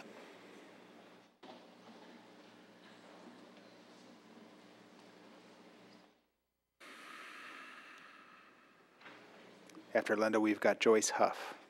Get up, Joyce. Well, most everything has been said that needs to be said, but I am that resident that fought for that traffic light. Years ago, Mayor Rouse was just tired of watching and listening to me. And he said, Linda, I've done everything I can do. The city's done everything they can do. Now you can have it. So I took it. And I worked with a gentleman at the city, and we got that traffic light in. And now everything that we've worked for is going to be taken away as far as the traffic flow and everything. I worked really hard for that. We have a great neighborhood. The last time that this neighborhood, Brightleaf Estates, was in this room, we had raised the money to donate a bullet and stab protective vest for our canine officer. We support this city. We want it to stop now. We don't want the vote to send it to another step. We want it to stop now. Oh, one last thing. On the RC10, you talk about a text amendment. So it will be a permanent number 11. Is that correct? Under conditional uses. It will go in the zoning ordinance as a permanent. So really what you were saying, that's not the truth. It's not just this special one circumstance. You are opening this up to any property in the city of Erlanger. That's residential zoned, property. That's zoned You're R1C. making it a permanent part. You're changing it for everybody in this city. Just 2 days it took Jennifer and John McVeigh to get over 200 signatures on a petition. You see how many people are in this room. You say there's many more steps. By the time you get to the end of this fight, we will have more petitions signed, and we will fill this room and maybe have to get another venue to have the meeting. We're very opposed to this. We elected you. You're supposed to have our best interest, and you don't, not if you vote this through. All right.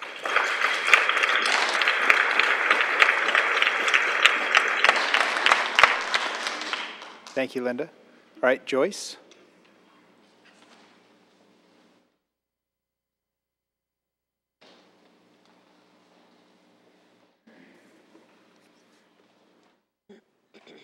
I'm Joyce Huff, and I live on Brightleaf. I agree with what everybody else has said, but I have one more interest. I researched Brightleaf for 5 years before we bought our home there. I kept going in looking for a place for sale in Brightleaf because of the whole atmosphere of the surrounding community. Brightleaf is a wonderful neighborhood. And if you take and you put a funeral home there, I mean, we walk our dogs up in that area.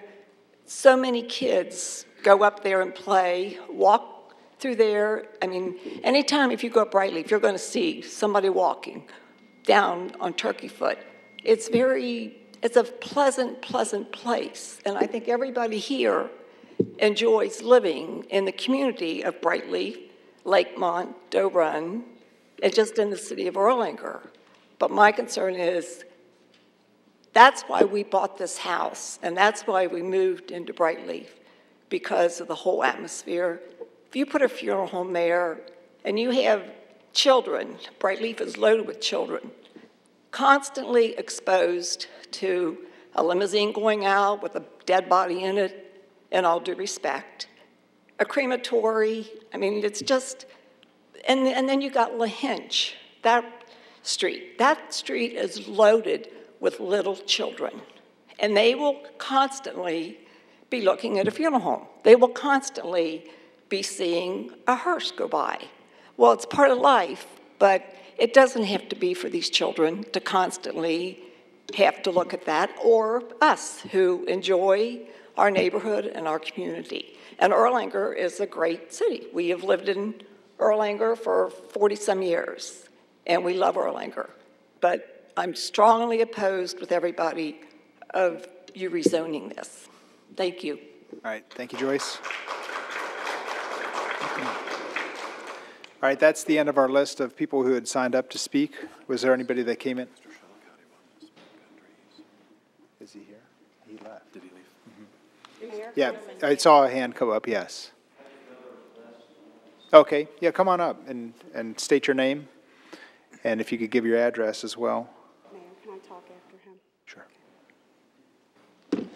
My name is Mark Gustenfelder. I live at 616 Hallam Avenue. I've been a resident there since 2000. I actually grew up down off Donaldson Road in Erlanger here. I do not live in Brightleaf. I actually probably can't afford a house in Brightleaf, and I'm not here for your issue, but listening to everybody speak, if there was a funeral home there, it would probably be a thought process for me moving into your neighborhood.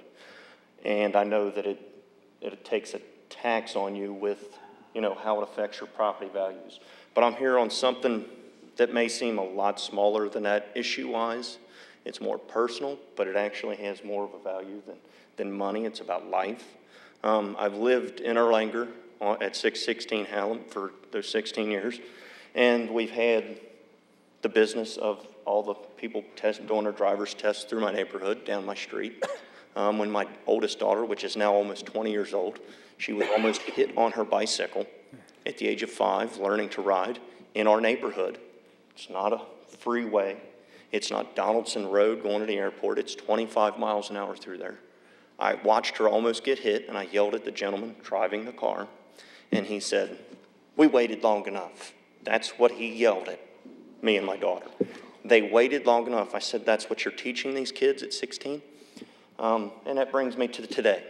I call the police quite often. I've had a stop sign put in at the corner of Hallam and Teakwood about 2 years ago.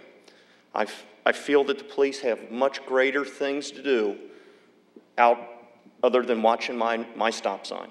But I've watched children riding bikes. I watched my son less than a month ago almost get run over because somebody didn't stop. And I had a talk with a neighbor of mine. This is horrible. And they said they hate the stop sign. Didn't need a stop sign years ago. Why do we need a stop sign now? And my thing is this. 25, 30 years ago when they moved into the neighborhood, the traffic volume wasn't there. So people are going around Stevenson Road and using perimeter to come up to Hallam, and they fly through our neighborhoods in the morning, and they fly through our neighborhoods at lunch, and they fly through when they get out of school, and they fly through when they're coming home from work, and then in the evenings when they're running back out, and then when they're trying to get back in before curfew. And the sad thing is I watch these people. I've been out of work. I'm employed, but I'm on disability. I work for the railroad, and I can't go back until I'm 100%. I ruptured my Achilles. But I watch at least 50% of the people that live in my neighborhood, and I applaud you people standing together. I applaud you people standing together. But I live in this neighborhood, and I watch 50% of the people that live in my own neighborhood blow right through the stop sign. Blow right through it. And their kids are grown up, so they don't worry about mine. And I want to know, I've worked with Rick Bogart to get the stop signs put in, but who do I talk to do something more? Can I get speed bumps so when these people fly through, they're tearing up their cars? Can we get something else? Because there's got to be something. I'm coming to you today, and I don't know how this process works. I'm coming to you today to say it needs to stop. It needs to stop. One child is going to be too much. That's all I got. Thank you. All right, thank you, Mark.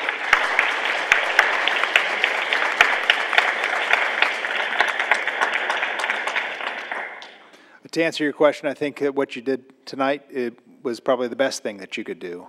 Coming and speaking so the council can hear it, so that we're aware of what's going on, is a huge step in the right direction. You know, from there, I know we've got Lieutenant Lemming here who could probably talk with you after the meeting, and you know, maybe we could set up a special patrol of that area, at least for a little while. You know, and sometimes that's enough to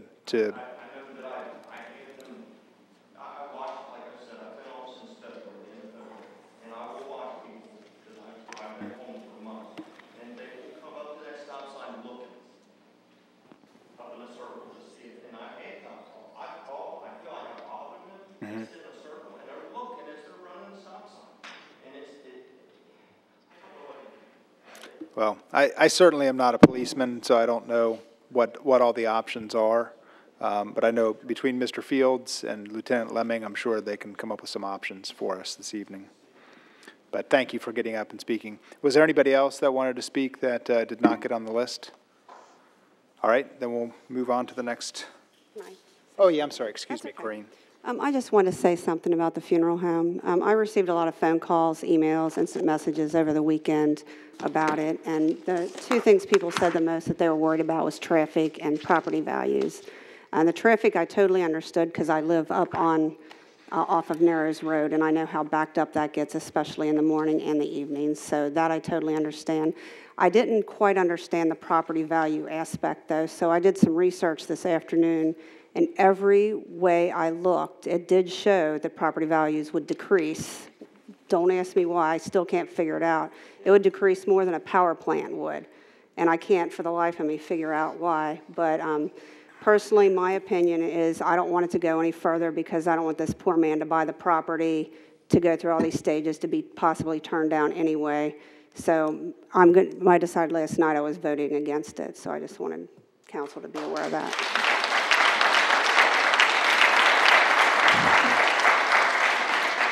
All right, thank you, Corinne. All right, the next item on the agenda is bids. We've got the Enterprise Drive Commerce Court Concrete Project. Mr. Biux? We took bids yesterday on two projects in the order of which they're on the agenda. The first one is the replacement of the pavement on Enterprise Drive and Commerce Drive, which is the industrial park off of Erlanger Crescent Springs Road. Turn to the second sheet, you'll see we had three bidders, JPS Construction, and actually go to the third sheet for the total. Their bid was $334,620.50. The second bidder was a Delta Inc. at $367,811.50, and the third bidder was Bruce Construction Company at $383,080. If you go back to the first page, you'll see at the bottom there that it's 27,000. The low bid in the additional expenses are $27,187.84 under my estimate for the project. So I recommend the work be awarded to JPS Construction Incorporated. All right, so we've got a motion by Mr. Cahill, second by Mrs. Kyle. Any other discussion? All in favor say aye. Aye. Motion carried.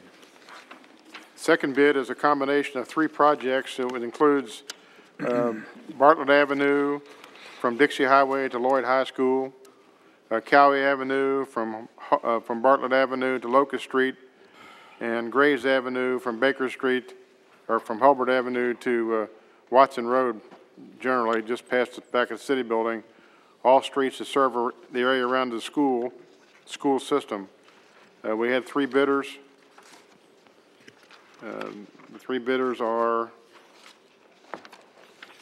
low bidder was Paul Michaels and Sons at $300,426.50. Eaton Asphalt Paving Company Incorporated at $317,934. And Lynn Rigner Blacktop Incorporated at $329,862.60. If you go back to the front sheet, you'll see at the bottom there that with all the costs were $45,247.80 under my budget number. I will recommend the work to Paul Michaels and Sons Incorporated. All right, we've got a motion from Mr. Cahill, second by Mrs. Sudkamp. Any discussion? All in favor say aye. Aye. Motion carried. That's all I have, sir. All right, thank you, Mr. Biaux.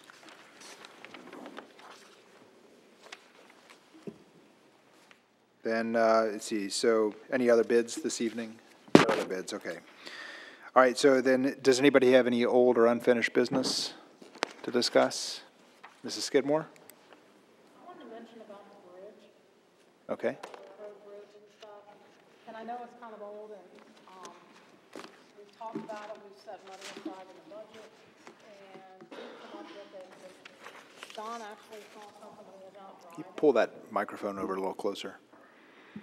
I said, we're talking about the railroad bridge and painting it, instead of painting it for like somewhere around $300,000, that we've seen, Don actually saw something when he was out driving around over in Ohio. And Fairfield, Ohio did something for like $75,000, and it didn't involve painting the bridge. It involved actually putting like an, I don't know what you call it, an overpass or a facade. Yeah, thank you, Patty, a facade. And that the engineering was done so that you could not even see the railroad trestle or the railroad overpass until you were almost up on it. And by the time you were on it to see that it was there, you were under it and gone. So Gary brought it up on his handy-dandy computer over here, but I can't do anything like that. And Sherry was having difficulties earlier in the evening, so I'm sorry, I don't know if we can actually see it or not, but it is pretty impressive. So, and I believe Mark saw it. I did, yes. Yeah, I've seen things like that. I mean, it's, and we did speak with the railroad about something to that effect of putting a facade over it just to cover it up. And I do believe it would be much less expensive to do it that way. The railroad said that they didn't want us to attach anything to the bridge. I think the way It wouldn't be attached to the bridge. prior to the bridge, it's a whole separate structure. Yeah. It doesn't adhere to the bridge at all. In other words, it creates an optical illusion that you don't see Yeah, the horrific. Exactly. Is this something we should add to our committee meeting? That's what I was going to suggest, Oh, yes. absolutely. Maybe. If you want to do that, Yeah. we can sounds make like a sure good that we option. get it up there. Mr. Biaux? Copy of what he's got on his computer? I have not. The Google thing. Okay. All they're doing is pulling it up on Google Maps, so I don't have the coordinates that you had, the addresses and things that you were using, so if you would give that to me, I'll send it out to all the council, and then they can get on Google Maps and look it up and get the street view, and you can see it. It's actually a really neat program because you can keep clicking on it and it just brings it right up into your face. It's pretty awesome. I guess if you're computer illiterate, it's pretty awesome. Mr. Viaux, do you think there might be a way that we could try to budget what a facade like that would cost? Well, I'm sure we can talk to somebody that's done it before to see what it costs. I think the only issue I see with it is the fact that the back edge of the sidewalk on both sides is the limits of the highway right-of-way, and all the rest of the property on both sides of the highway belongs to the railroad. So we, again, will have to deal with the railroad to physically construct the facade on either side of the underpass. We'd be building it on their property. And then the side to the north, we have to make sure it doesn't come in conflict with Alice Street intersection coming out on the highway. But yes, we can certainly find somebody that was involved with one of these other projects and probably come up with some, at least some ideas. Good, okay. All right, so we'll discuss that at the next committee meeting then. Thank you, Renee. Any other old business?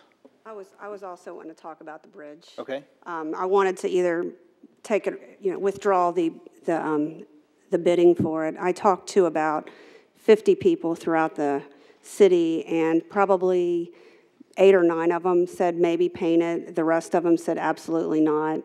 And one of the comments that they made was they felt like if it's not our property and we clean it or paint it, then that kind of puts you in that area, well, if this person's house or this business doesn't look good, are we going to use tax dollars to clean that up? And it's kind of a slippery slope. So quite a few people had that attitude towards it. And my nephew actually brought up the fact about wanting to know what the lead rate levels were under the bridge, you know, like the soil samples. So I did contact Mark about that and to see if we can possibly get a new study done by the EPA. And I think he contacted somebody that will be working with that on next week to check out another avenue there too. So if we don't want to withdraw the bids, I definitely want it to go back into committee, like Renee said, so. Yeah, we're not quite at the point where we'd even be entertaining bids yet on it. You know, we're still trying to get the approvals from the railroad, and also just developing the plans that would detail what would be bid. And so just to kind of clarify that, so is the issue the amount that's being spent by most of the people? It's No, just, it's painting something that's on. Something that's not our property. That's the majority of the people I talked to were really against that. And Okay. I was, you know, I didn't even really look at it that way until people started talking about it that way. So it was kind of nice to talk to, and I talked to people from different areas of the city, not just in my section. So it was interesting getting their viewpoints. And my nephew kind of floored me with the whole EPA thing. It's like, oh, good for you. As the mayor indicated, we're not at the point of bidding anything at this point yet. Yeah. Yeah. Okay. And then, so the answer is just leave it? A lot of them, well, they're still saying bug the railroad. I said, we've been bugging the railroad longer than I've been on council. Yeah, I mean, that's But the it's biggest not issue with it, is that there's a lot of finger pointing that's involved and nobody takes responsibility of it. Right. It is the railroad's property. They own it. While they are federally mandated to maintain the structural integrity of the bridge, they are also federally protected from having to uphold the aesthetics of the bridge. Right. Okay?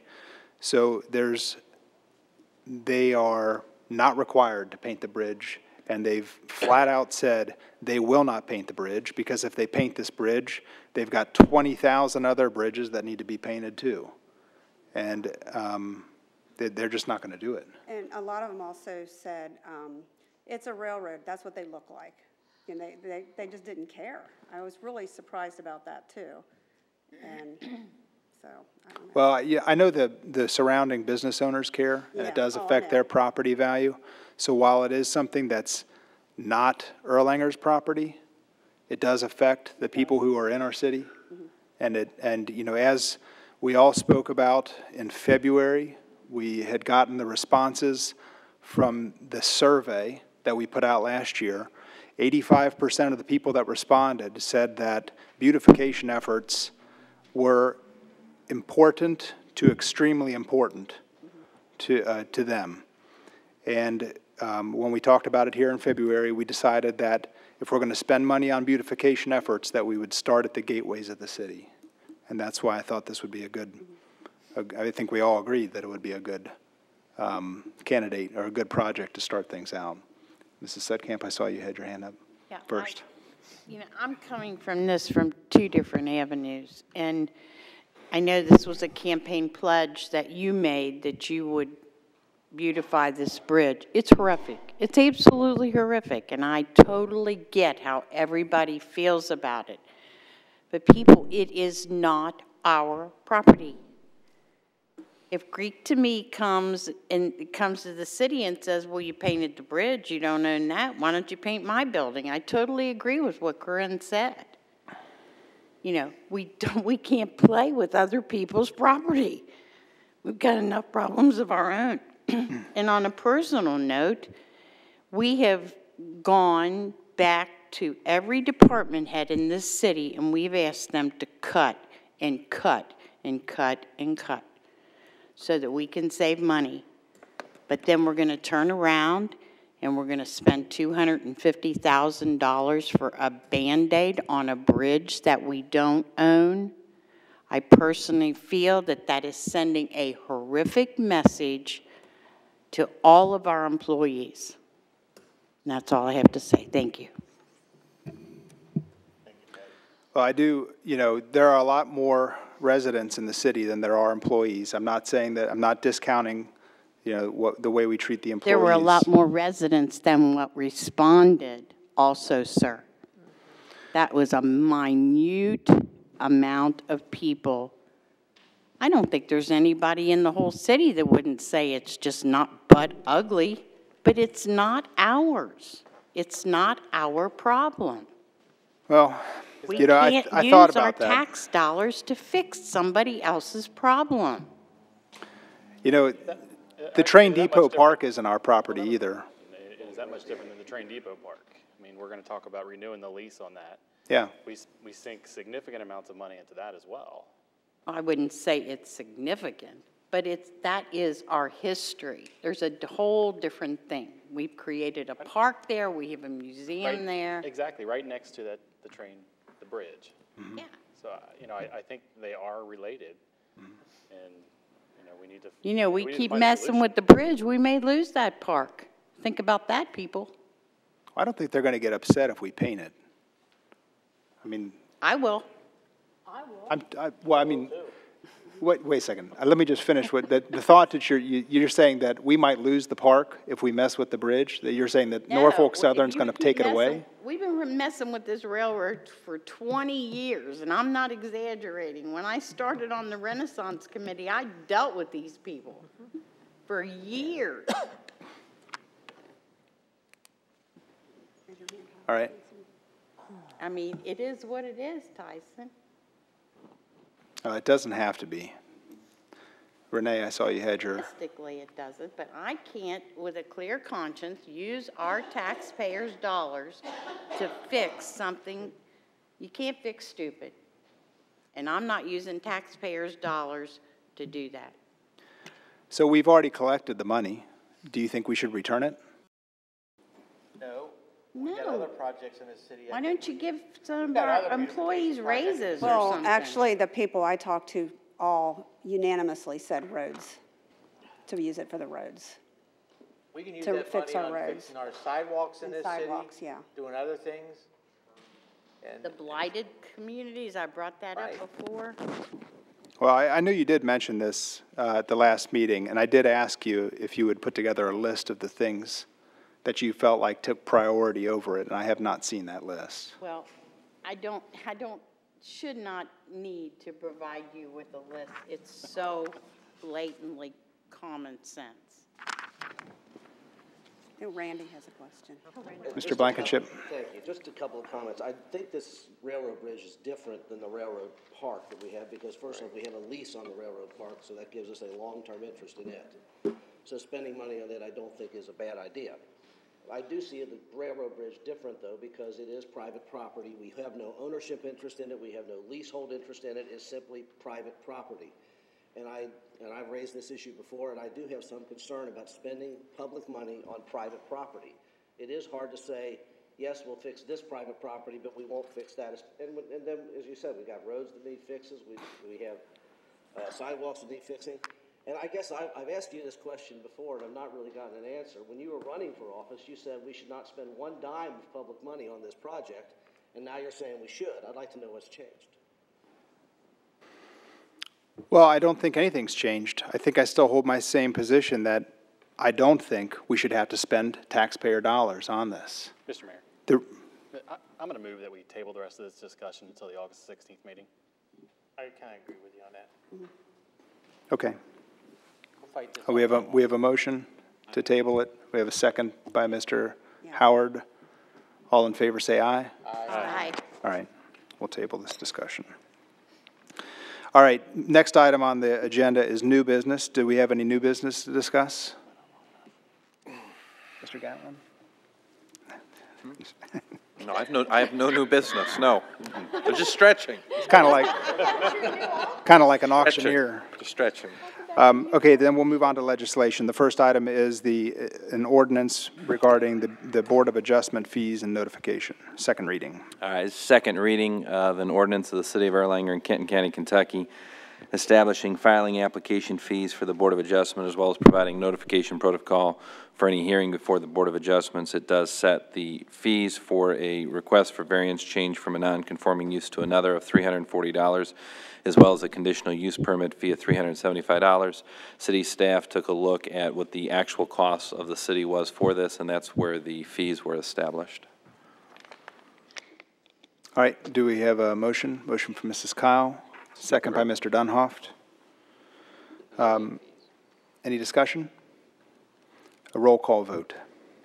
Ms. Skidmore? Yes, ma'am. Ms. Cahill? Yes, ma'am. Ms. Sudkamp? Yes, ma'am. Mr. Meyer? Yes, ma'am. Mr. Blankenship? Yes, ma'am. Mr. Howard? Yes, ma'am. Ms. Pitts? Yes, ma'am. Mr. Cahill? Yes, ma'am. Ms. Kyle? Yes, ma'am. Mr. Burke? Yes, ma'am. Mr. Dunhoff? Yes, ma'am. Mr. Skidmore? Yes, ma'am. All right, motion carried. Next one is ordinance regarding the amended building zoning fees. This is an ordinance of the City of Erlanger in Kenton County, Kentucky, amending the fees for zoning, building, and other permits as adopted by Ordinance 2268. And I do apologize to council, somehow between the conversion between Office 365 and Google Docs, we lost the underline under Section 1.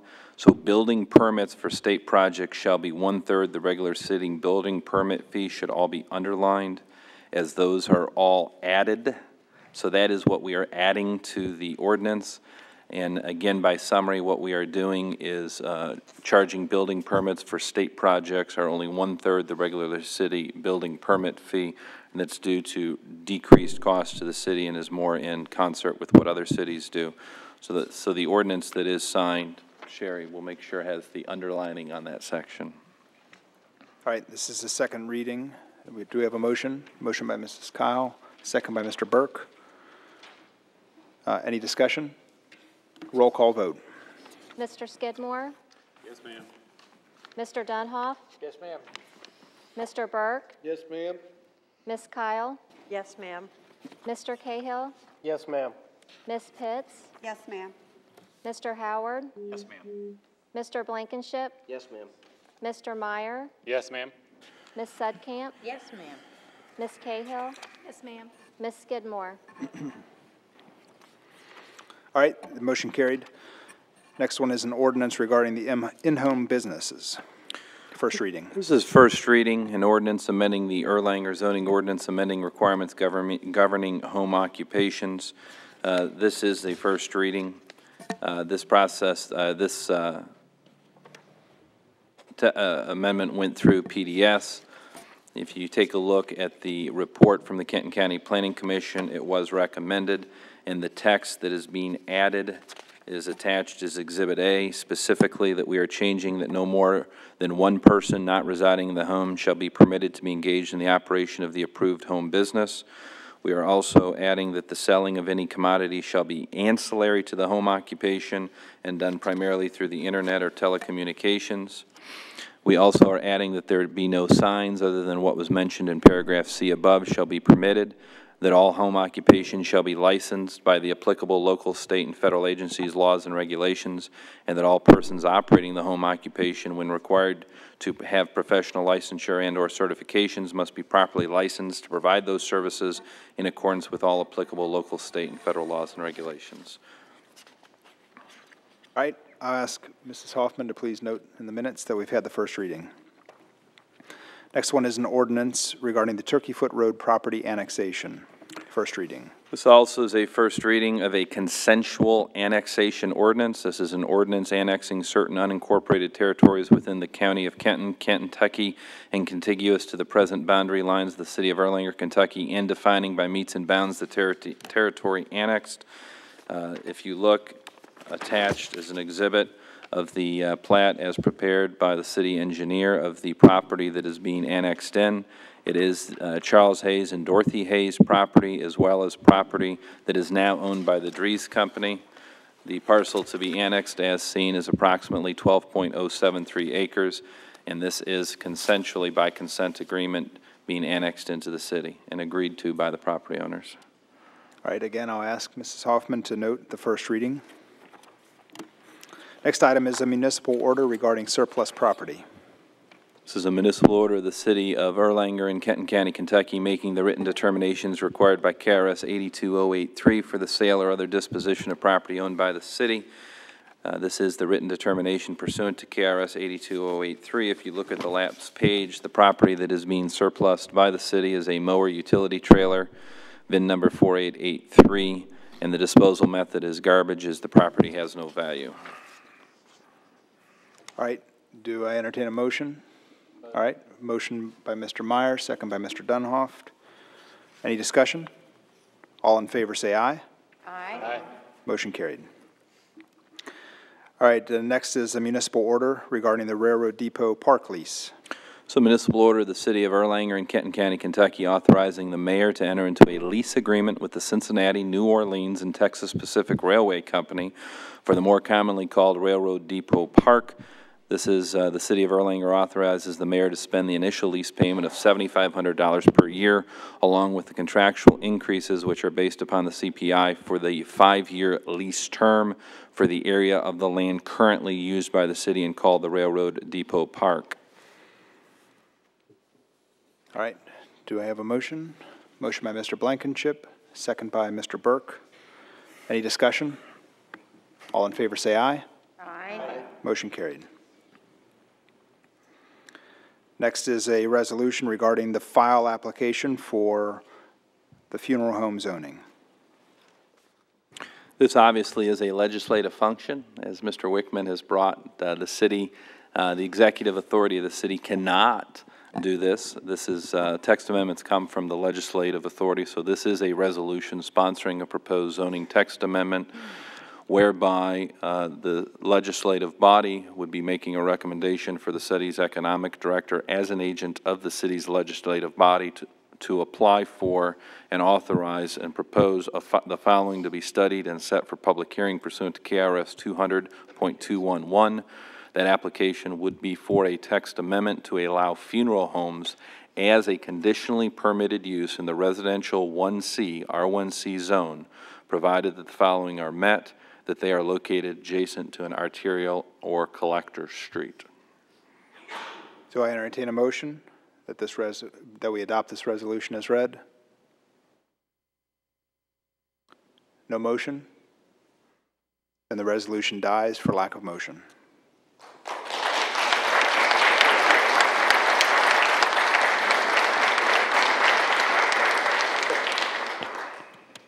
All right, the next item on the agenda is a resolution regarding the application for map amendment of the Houston Road property. Okay. This is a resolution sponsoring a proposed zoning map amendment. Again, to follow up on what Mr. Field said, these are for two properties currently owned by the city.